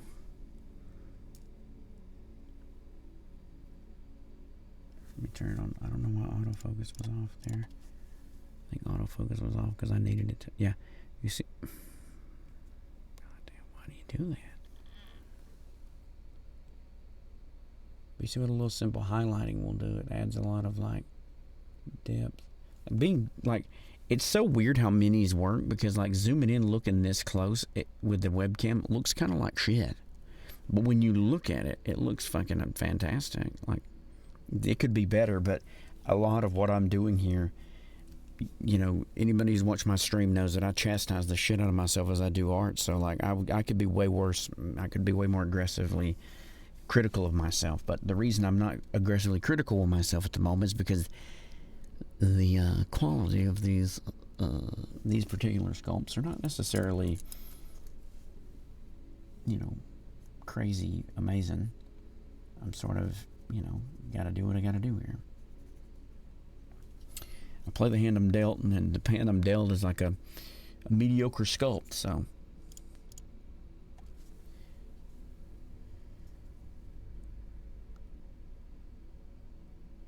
I don't think it's a mediocre sculpt, maybe.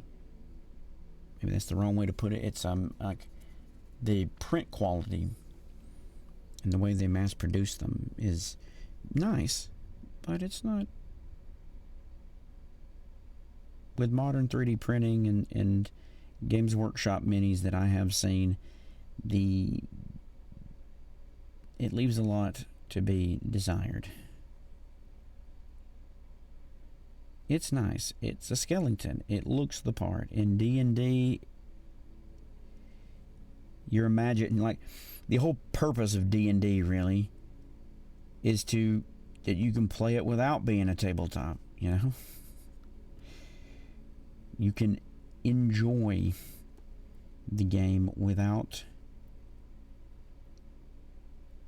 having to have any tabletop stuff, you know?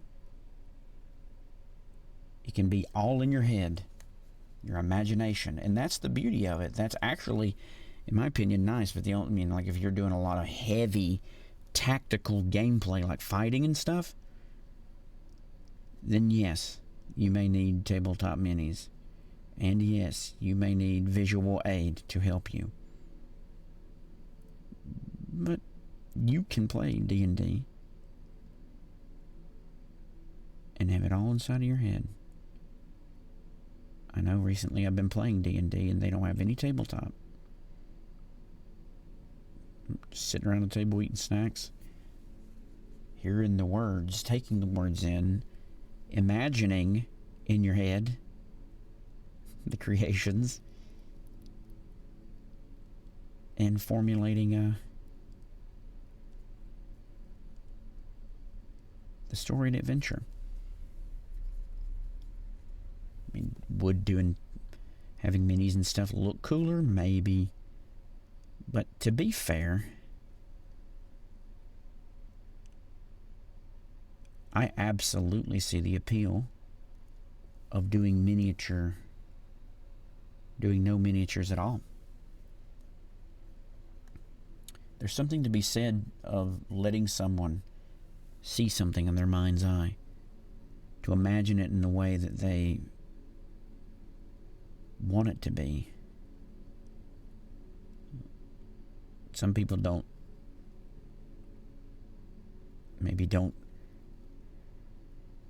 see things, can't imagine stuff,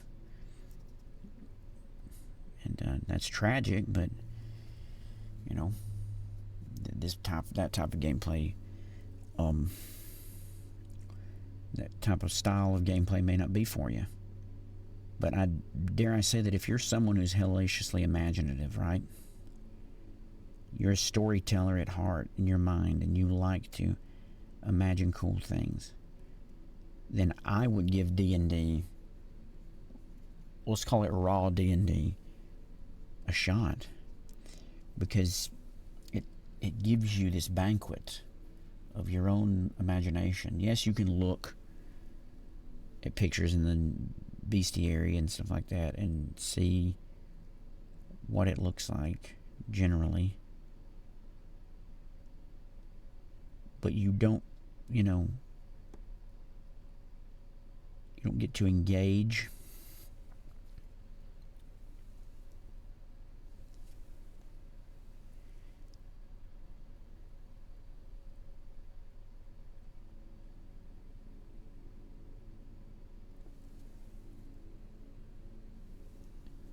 with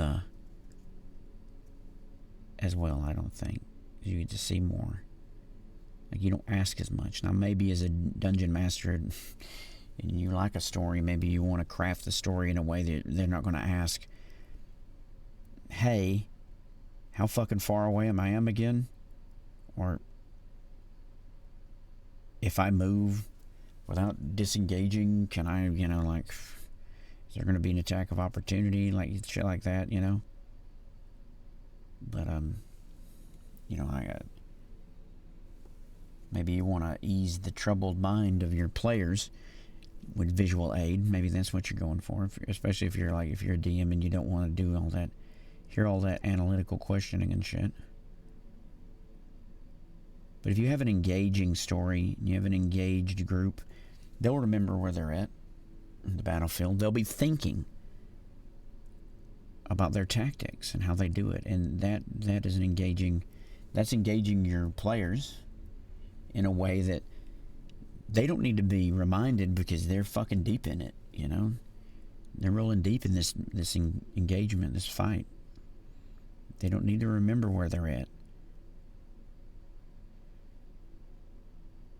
They're imagining it in their fucking head. And from a storyteller's perspective, from a reader who reads, somebody who reads and enjoys reading, I would think that format, the raw D&D style, would be more enjoyable to you. Because you're having to do what you would normally do with a book. And imagine.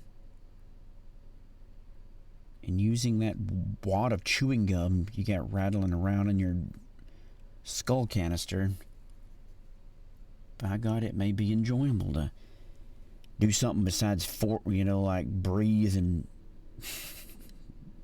work your organs on occasion. Think it over. Imagine what the battlefield looks like, you know? Ask questions about the battlefield. Because as a dungeon master, maybe you enjoy the inquisition, or like the inquisitive nature of your game, you know, your players. Like, say you're in a forest and you're fighting goblins or something, and during the battle they ask, you know, give me a layout of what I'm looking at. Is there a tree in front of me? Or is the goblin by a tree? You know, and then it's a back and forth player dungeon master experience to where you're both kind of riffing. And the reason I maybe like this is because I really enjoy improvisation when it comes to both comedy and all. I love feeding off another. I love making shit up as I go, like just ad lib. And when you do that, and you have a DM player, you know, relationship, to where you can riff off one another. Not only is the DM, who is there to have fun, by the way, having a fucking blast because you're asking these questions, you're engaging in the content and making them engage their brain to think about what's the layout of this place, you know? You're also enjoying the content. You're also engaged deeply in it as well, and it's a riffing sesh back and forth. And it's a riffing sesh that more people are getting into because you have multiple people at the table.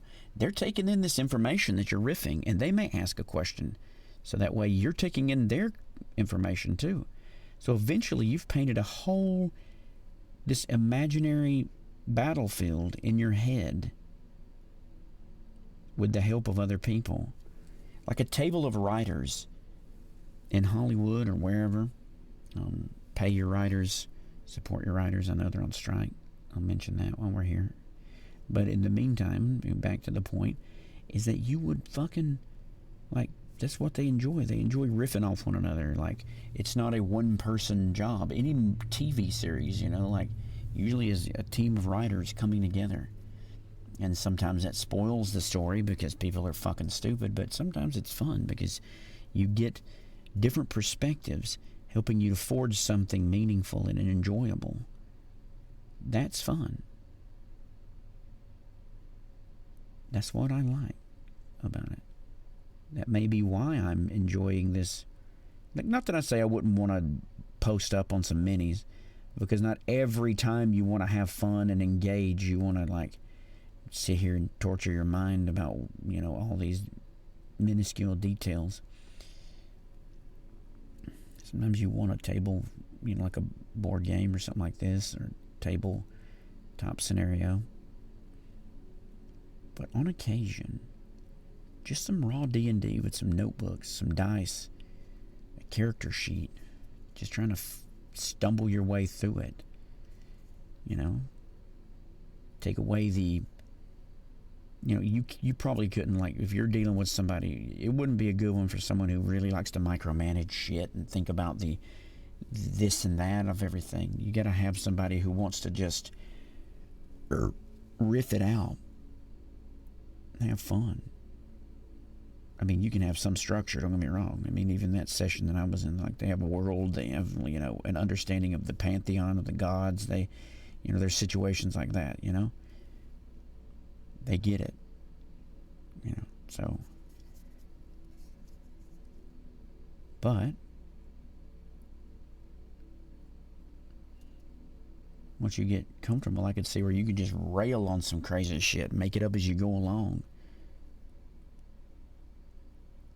And there is enjoyment in that particular element, in my opinion. You know, if you're somebody who's a real stickler to rules and get butthurt at some of the weird stuff, or really trying to, like, cite the, you know, word for word and players' manuals and shit like that, then yeah, I could see where that would be a problem. You may get a little bit upset. But, I mean, chill the fuck out sometimes and just let it ride. And who knows what'll happen. You may accidentally have fun. And is that not the idea when playing? I mean, it's like somebody else was seeing somebody talking about save scumming in a game. And then a person did the same thing. You know, they did the same thing I was saying on my stream. It's like, you know, life fucks you hard enough as it is. I don't want a game to do it. Like, maybe your enjoyment of some of that, like, maybe keep some of the, you know, situations that happen, but if you don't like it, back it the fuck up and change it. At the end of the day, you're in it for fun. You are not in it to be additional punishment. That's why sometimes, you know, you don't want to play. I don't like playing PvP games. Because whereas I like to be pitted against people, sometimes I have some enjoyment. It adds a challenge. Not every game that I play needs to be a slog and a torture.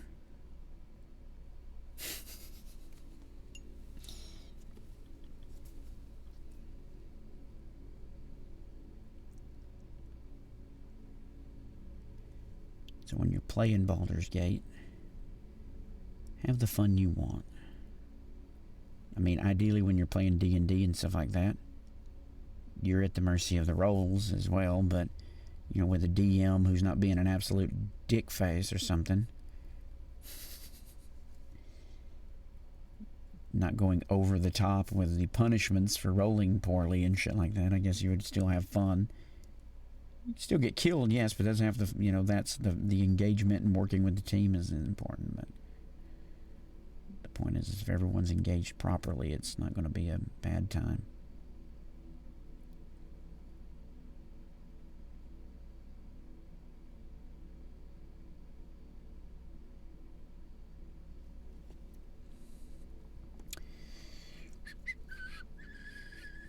Could be worse.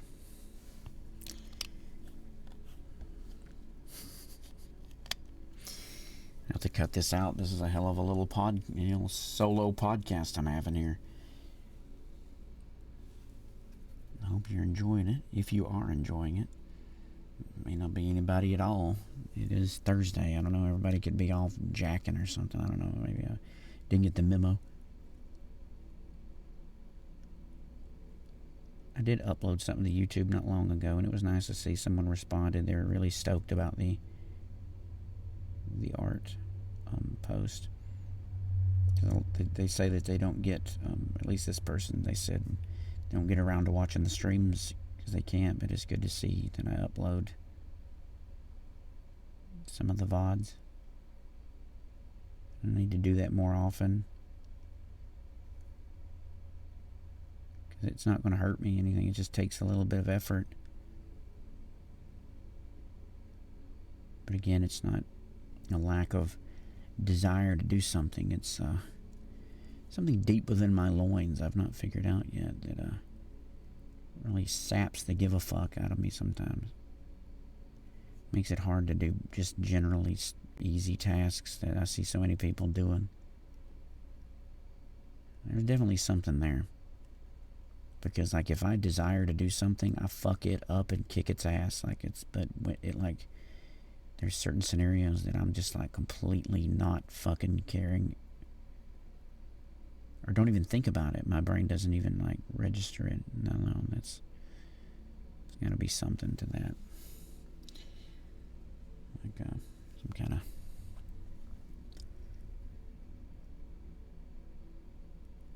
something in the old brain pan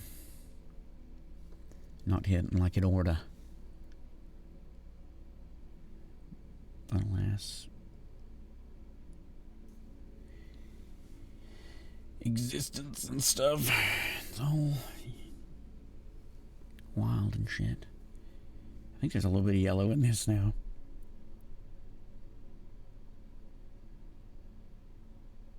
Not tons of yellow, but the other, this wet palette I've got here, homemade wet palette. The one on my Amazon wish list will be a better palette. I say that, but this one works fine. The only problem I don't like, and I may be able to fix it with a heat gun, is the bottom of this has that little lip in it, so it can stack on top of each other with the other things. And if I can just maybe able to heat it and flatten it out,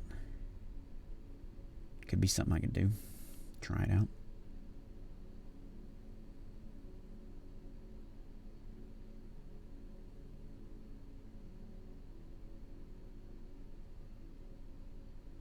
I may do that. I got a heat gun. If I could heat it just enough, I could put something like a brick or something in there, or a rock, flatten it out. Maybe. Save me a hell of a lot of money. Because if I could flatten it out, it ain't. I mean, the only problem that the other one has on this one right here, the actual wet palette, is that it is flat. It is flatter. There's a lot of extra space on this Ziploc or whatever the hell food saver bin. So I'm getting a little buck wild with these highlights now. I'm getting a little bit in. It takes the third one, which is the damn last one, to get in the groove of highlighting. So I like the way the last one is like, yeah, now you're getting it just in time to be done. Oh, good.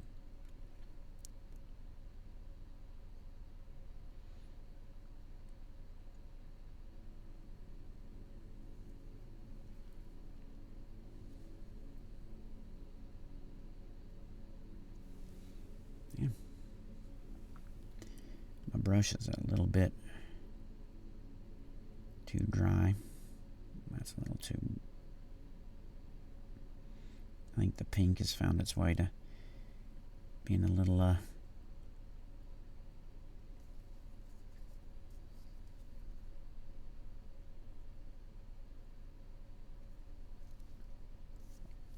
little lacking now, because we've kept adding white to it. Oh, that's a little weird. It's fine though. I dotted that a little odd, but I can drag another line. There it goes.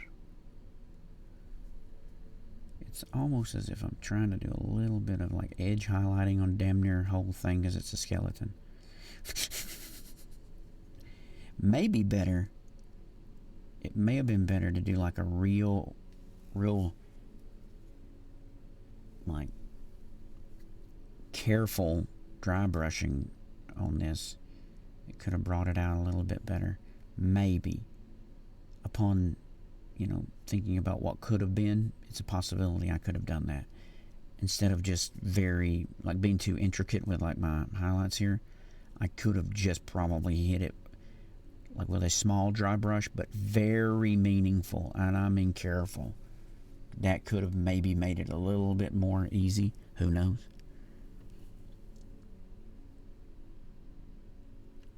You watched some art reels? What do you mean some art reels in general? What do you mean just like in general? Like people's art reels or my art reels?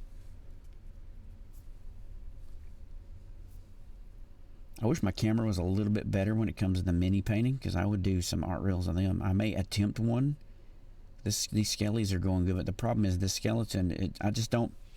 These D&D models are a bit hit or miss when it comes to like the quality, and then it makes my the painting look this and that.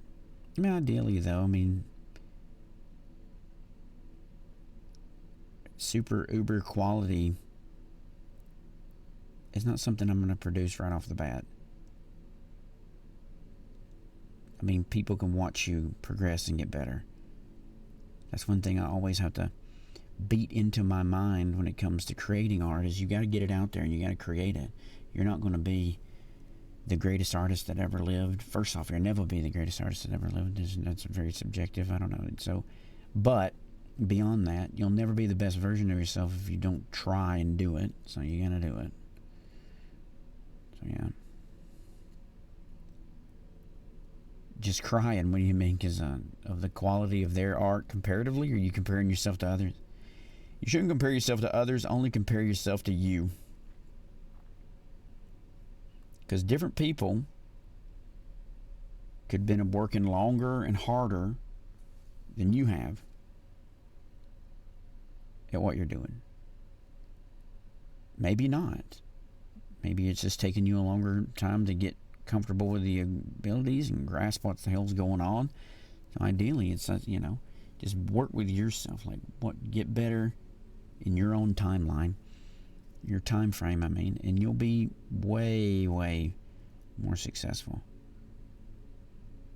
And you'll start creating things that are far more enjoyable for yourself,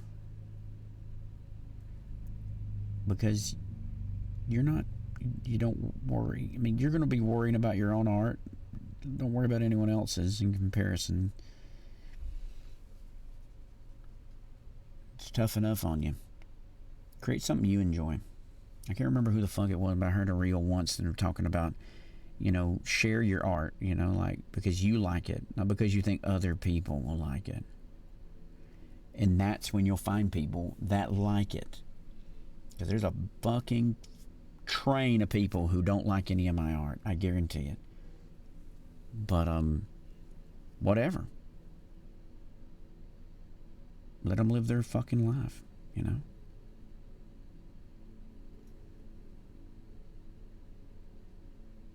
long as I like it.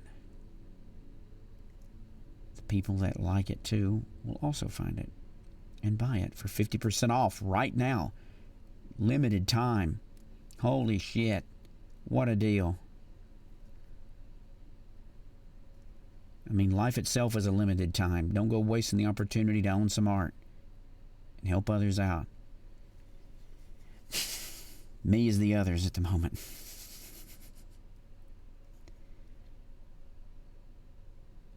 Less Starbucks purchases, more art purchases.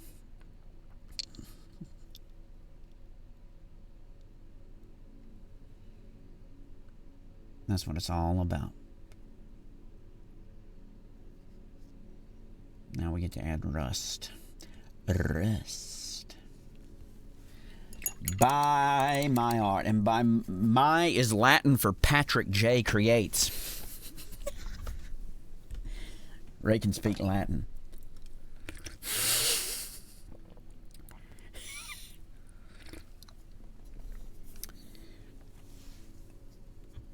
Ray can speak Latin.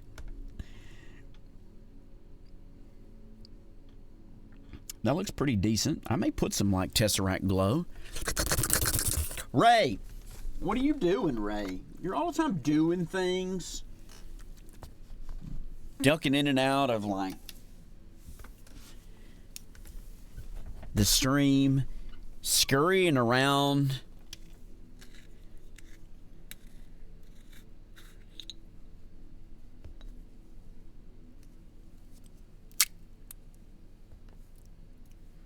What are you speaking? Is that Latin?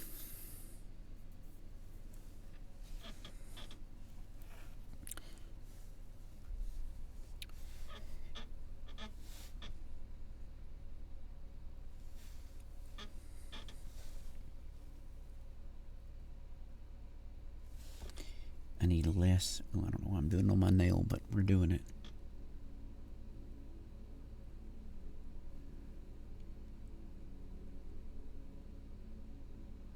Little bit of rust, doo-doo-doo. Little bit of rust, doo-doo-doo-doo-doo.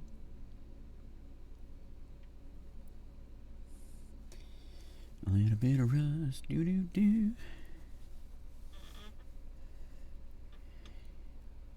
We speak it a crazy.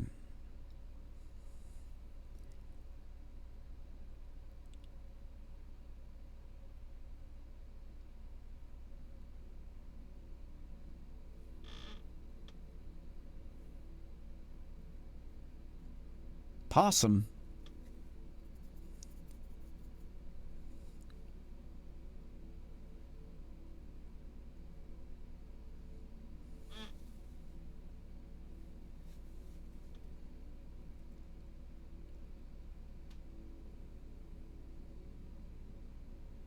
Put a little rust on there. We need to highlight the, need to go back and put some highlights on the shield to make them stand out.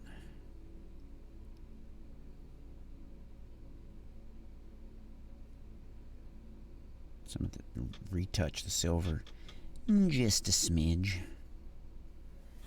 Let's do that. Let's see what it looks like. Let's make this a test run.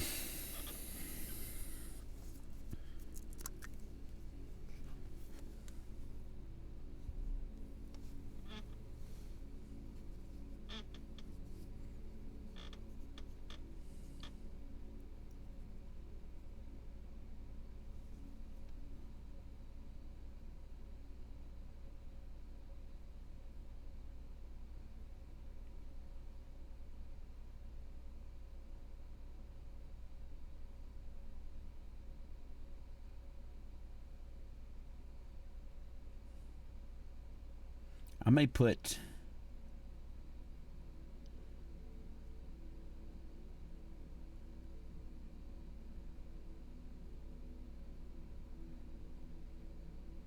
some Nuln oil on that shield, just to put some black in them cracks,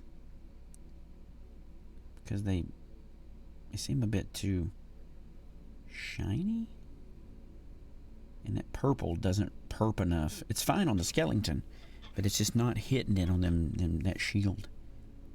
The shield's got too many cracks, Ray. Ray, what are you doing?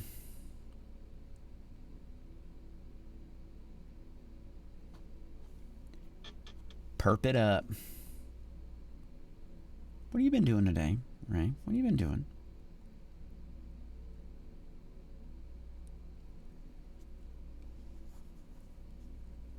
Sewing? What you sewing? I thought about getting into some sewing because I was talking about that last night about making some like little Halloween things, and I could hand sew some little bodies to go with some little go with some of the. I want to get some Sculpey, which I need to get the Sculpey soon because we are drawing ever closer to Halloween, and I need some Halloween shit to sell. Like yesterday. Take advantage of all the cool stuff, because like I am not doing what needs to be done in that regard, so I gotta hurry up and put a fierce move on it.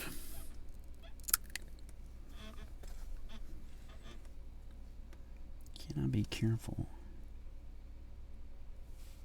I didn't even get it in the oil with the.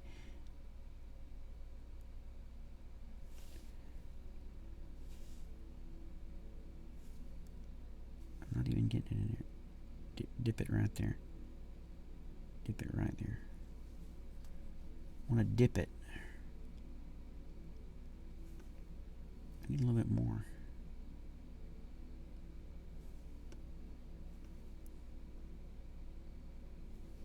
God almighty, I'm not even touching it. I also don't need that much damn. I'm trying to dip it, be a little bit more.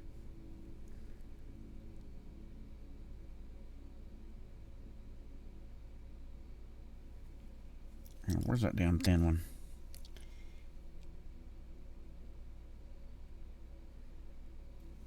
Just trying to drag out these details.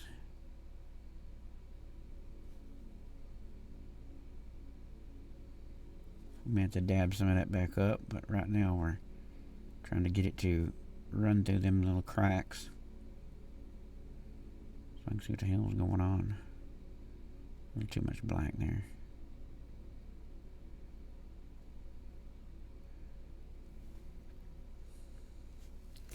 I may need to dab that up.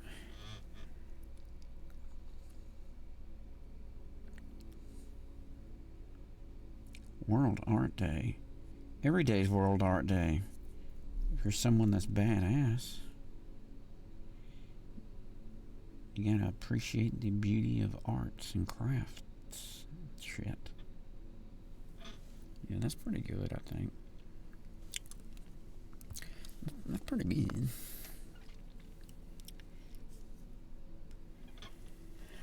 World art.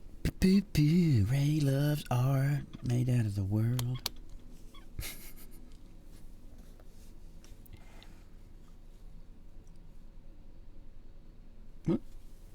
Almost contaminated it. Let me get a little bit more water in that. Needs to be wet. Keep it moist.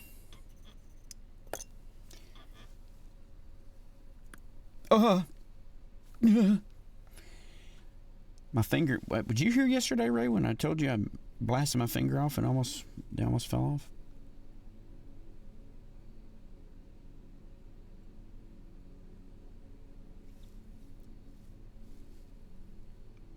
Well, they seem to be growing together. My healing factor has kicked in. So hopefully,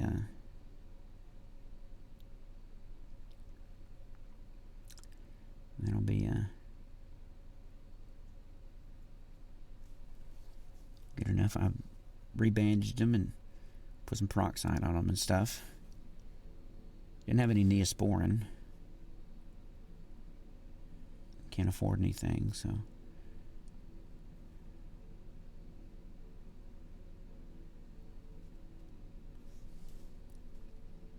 But still, at the moment, doing pretty good. They ain't rotted off yet. So that's nice.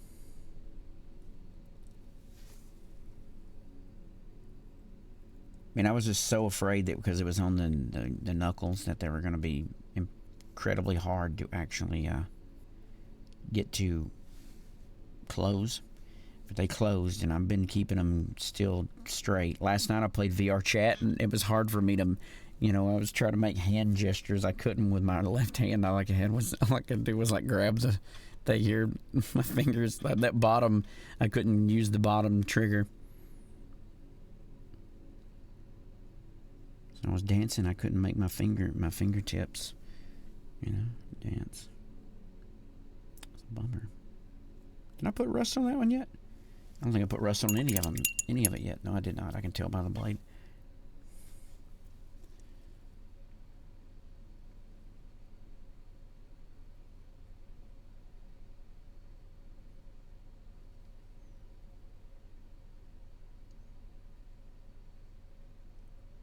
So you're sewing right now. What are you sewing?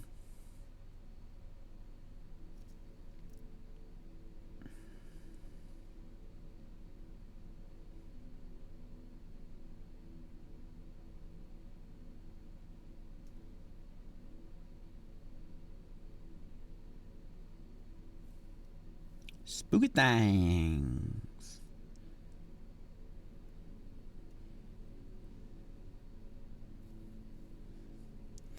Spooky things.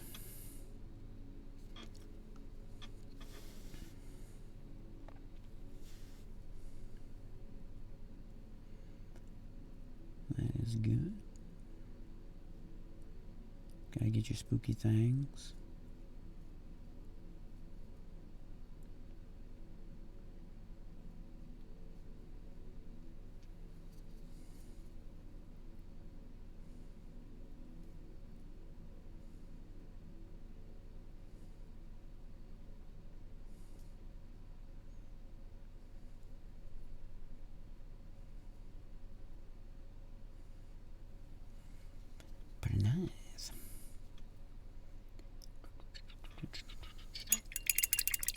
that Null oil in there. Whoops.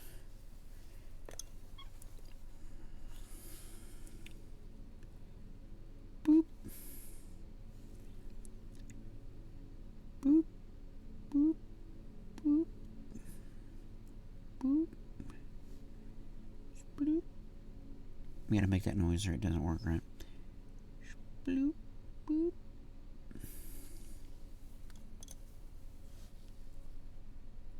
Drag it along the outside here.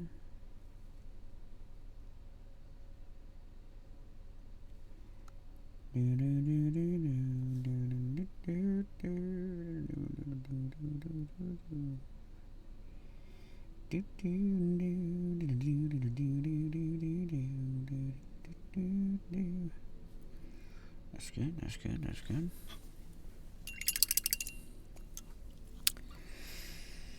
That's pretty good.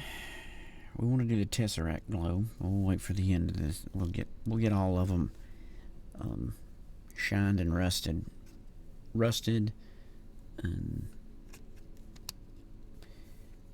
because we just want to do it in the eyes, the glow in the eyes.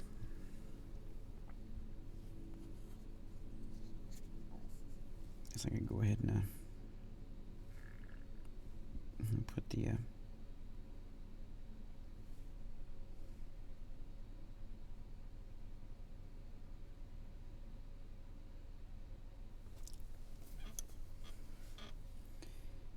all of that in there.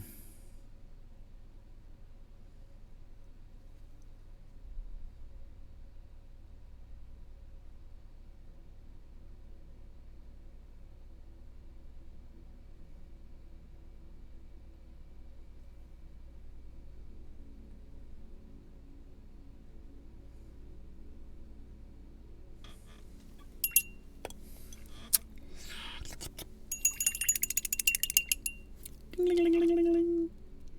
Ding-a-ling-a-ling-a-ling-a-ling. I need to find me some junk fabric. I got some fabric in the other room. I just don't know what I would, like old puppet stuff. I don't know what I would sew. Like little bodies or something.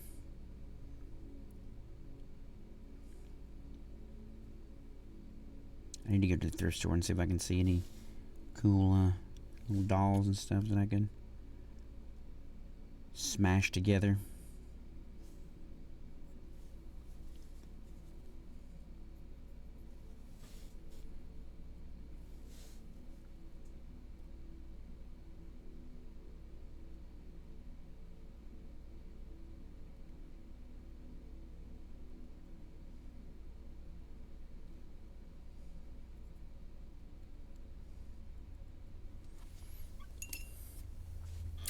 Be kind of neat to get a few things. I just want to get some Sculpey so I can do the pumpkins. 'Cause I have like, but you can pull off some.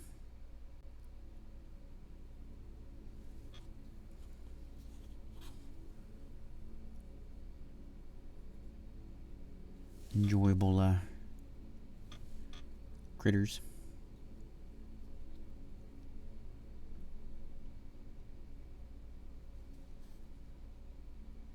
That'd be neat.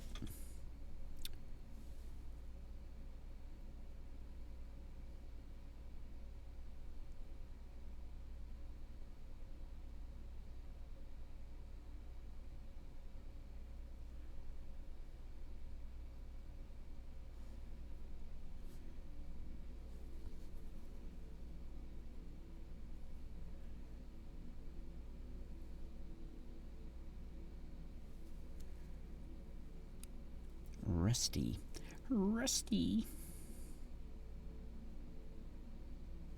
Nice. Pretty neat. That's the last one of those. So now we can do the Tesseract glow. Close this up for now because we'll have to put some sloppy ground down. I'll just slop on some of that dungeon ground. We got a rock to work around too now, so they're stepping. They put a rock as, under the foot of this little fella.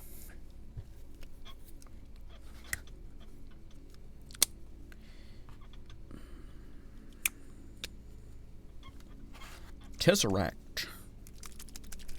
I seen someone they had these little they had little ball bearings that they could add to their paint containers to help them shake up, and I thought that was kind of good. Which reminds me, I could go like open camera like this and bust out my secret technique that I don't think I could show on stream. It's a special tool that helps you to mix paint. Right, it helps you to mix paint.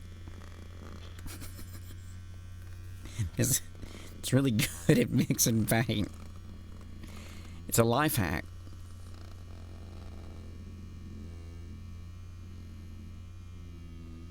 Can you guess what it is, Ray? Yep.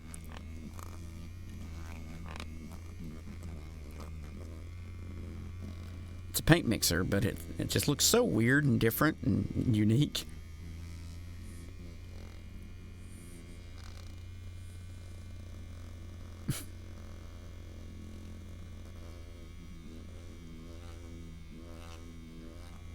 Because it works exactly the same. Have you ever seen one of those paint mixers? Off the old TV? The old internet? Basically, you push it down on the thing and it vibrates the paint, right? I love that, right? He's like, no, God, why? Oh, God. God, it's fucking mixing this perfect, dude.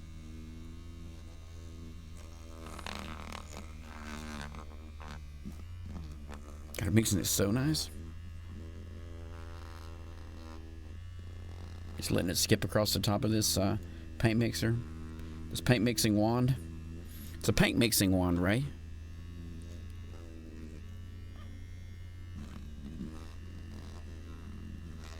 A paint mixing wand is what all hobbyists need.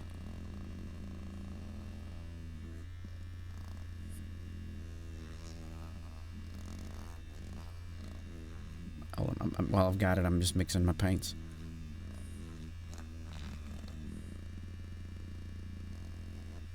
I got a fresh charge on this too. So it's busting it down.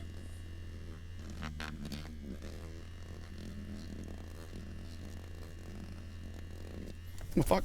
I dropped my paint. Good thing the lid was on it.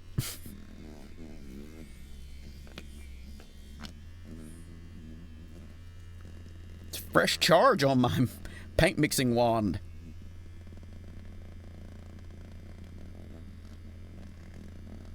Life hack.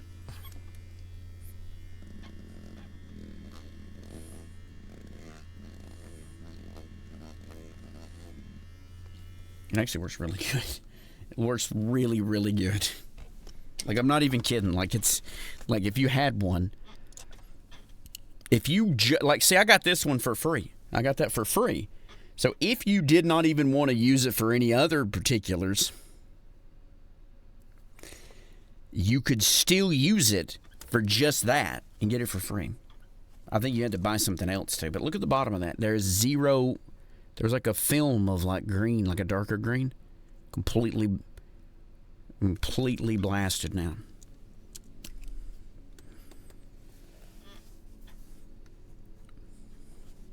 That's how you do it. That's how you do it, Ray.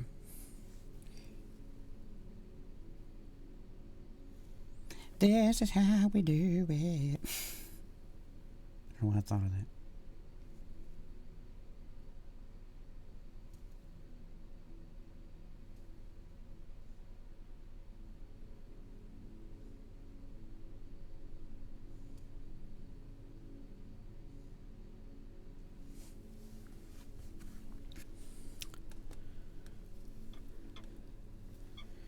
Muddled color, yeah. I'll find next time they give me an option for anything, I'll make sure to just get you a free mixing wand.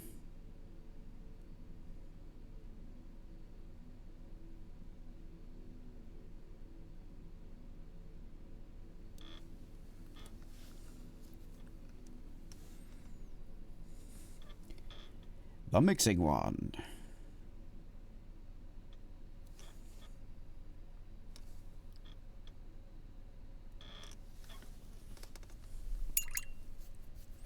Woo!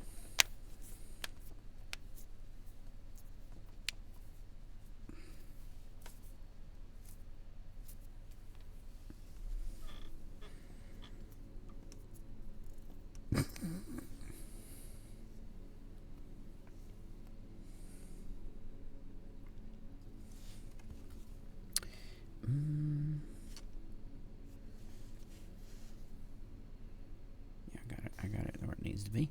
So far, we can do the ground now. We can put the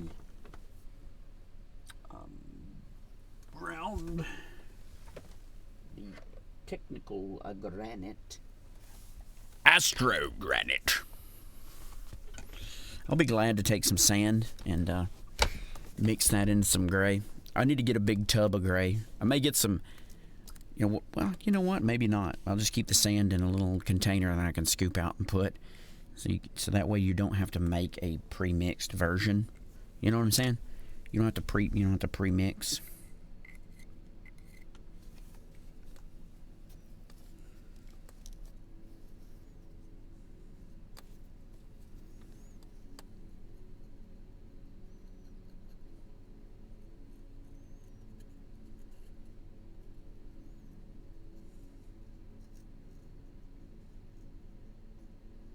You can just start it and you can add the shit wherever you want it.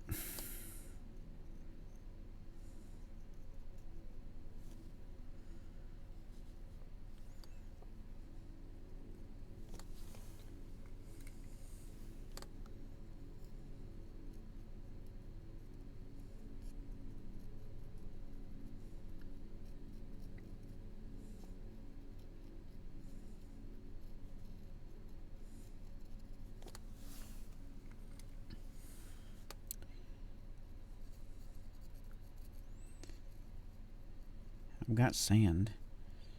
I just need to get dirt outside and just sieve it up.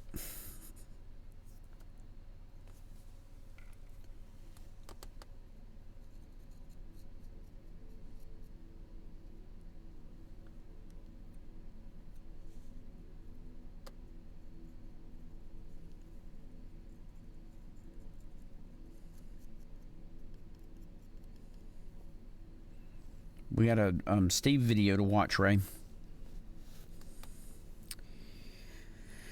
As soon as I may not do any of the other skeletons tonight, so I may just mess around and watch some YouTube videos. It all depends.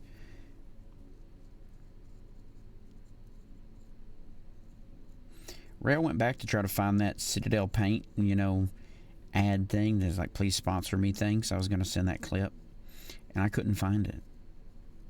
I couldn't remember if it was when you started talking to me on Discord or when it was before you came into the Discord. I was like, I can't remember. I couldn't find it. I looked. I was like, holy shit.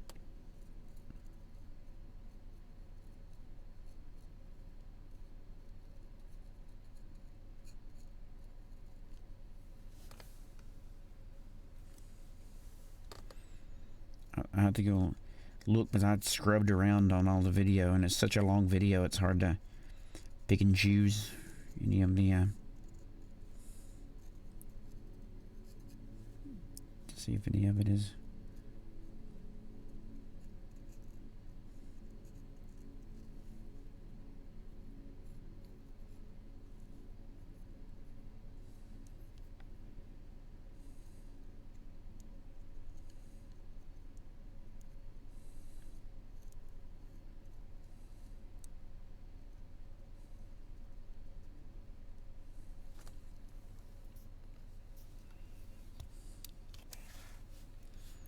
Right before, because I was like, I couldn't remember. I was like, I don't know where in this shit.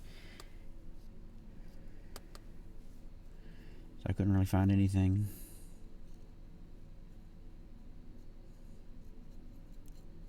I did cut the stream, cut it out and upload it over. the mini painting. I thought it was a cool painting.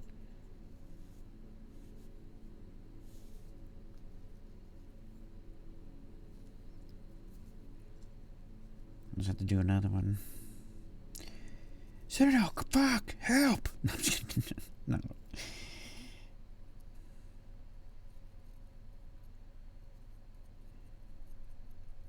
It'd be sweet to get some cool shit sent to you. Which would be enjoyable.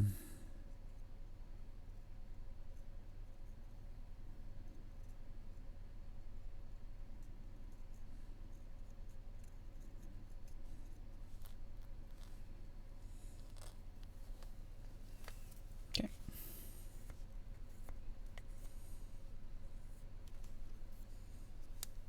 I don't know why I did that. I thought that was gonna work. I've made a mess.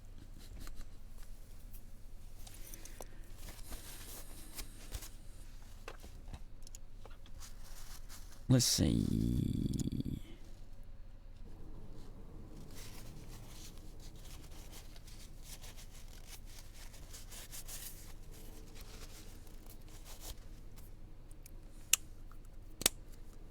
We'll give it a second here while we let that do it. In the meantime, remember, folks, I've got art 50% off. If you're seeing this on YouTube, it's because I've just uploaded it. And if you've made it this far, go buy some art. Also, check the description. You can send me some money to Cash App. And I love you.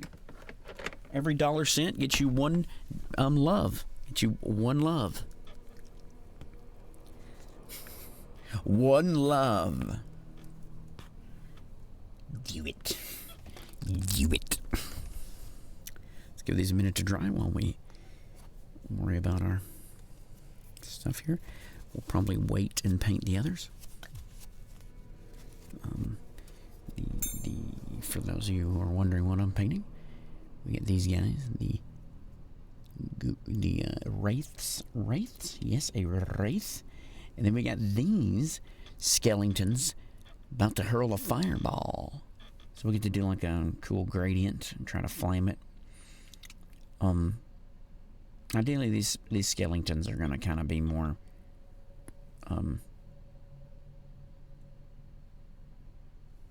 we may do the yellow on all of it and then hit it with the glowing green. I'm not sure what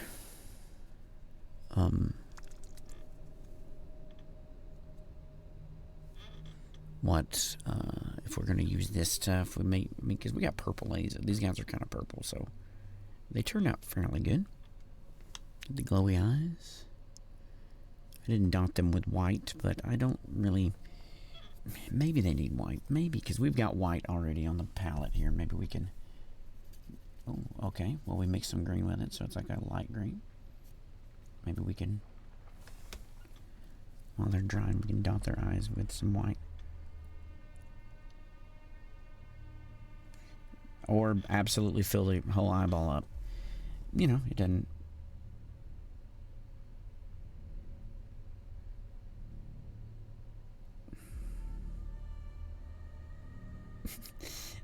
We'll have to go back and fill that other eye up. Back up. It's got one whole eye, just like all white.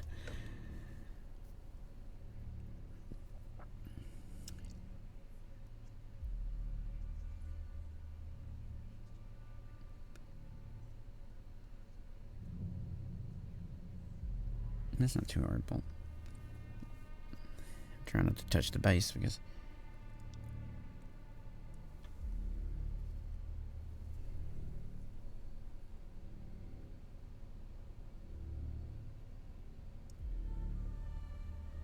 that's not bad.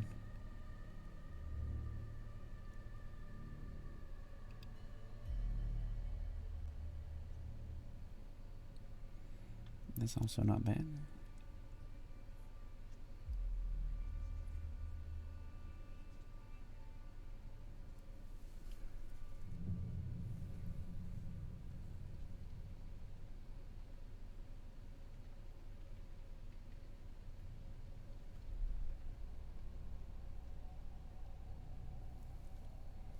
Just touching up those teeth too. Some of them have got some good. The line work on the teeth, I'm just basically making it up. It is certainly not there. But I want some of the teeth to be more visible, or at least make it seem like there's visible teeth. The bottom jaw seems to have the most definition and teeth marking.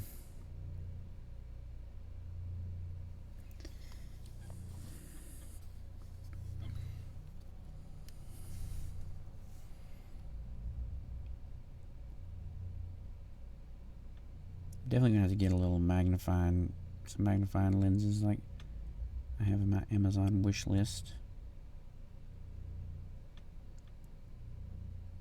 Maybe we can get it.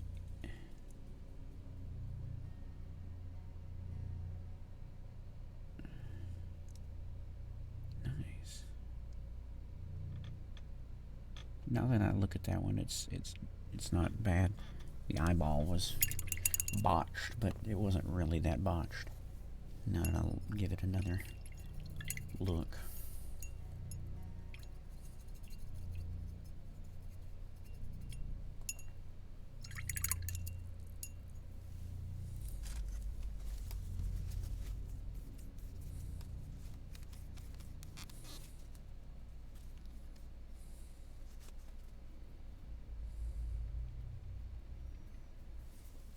I'm going to take these to the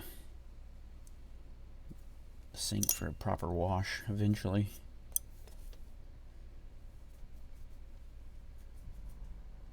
I got a little brush soap, but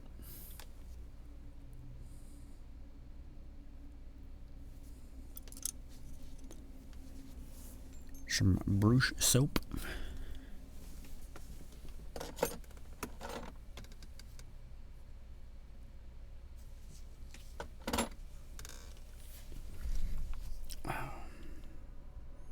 Yeah, looks great. Probably just put the wash on it and be done with that.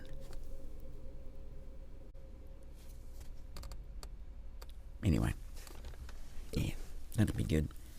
That'll be where I cut it to upload it.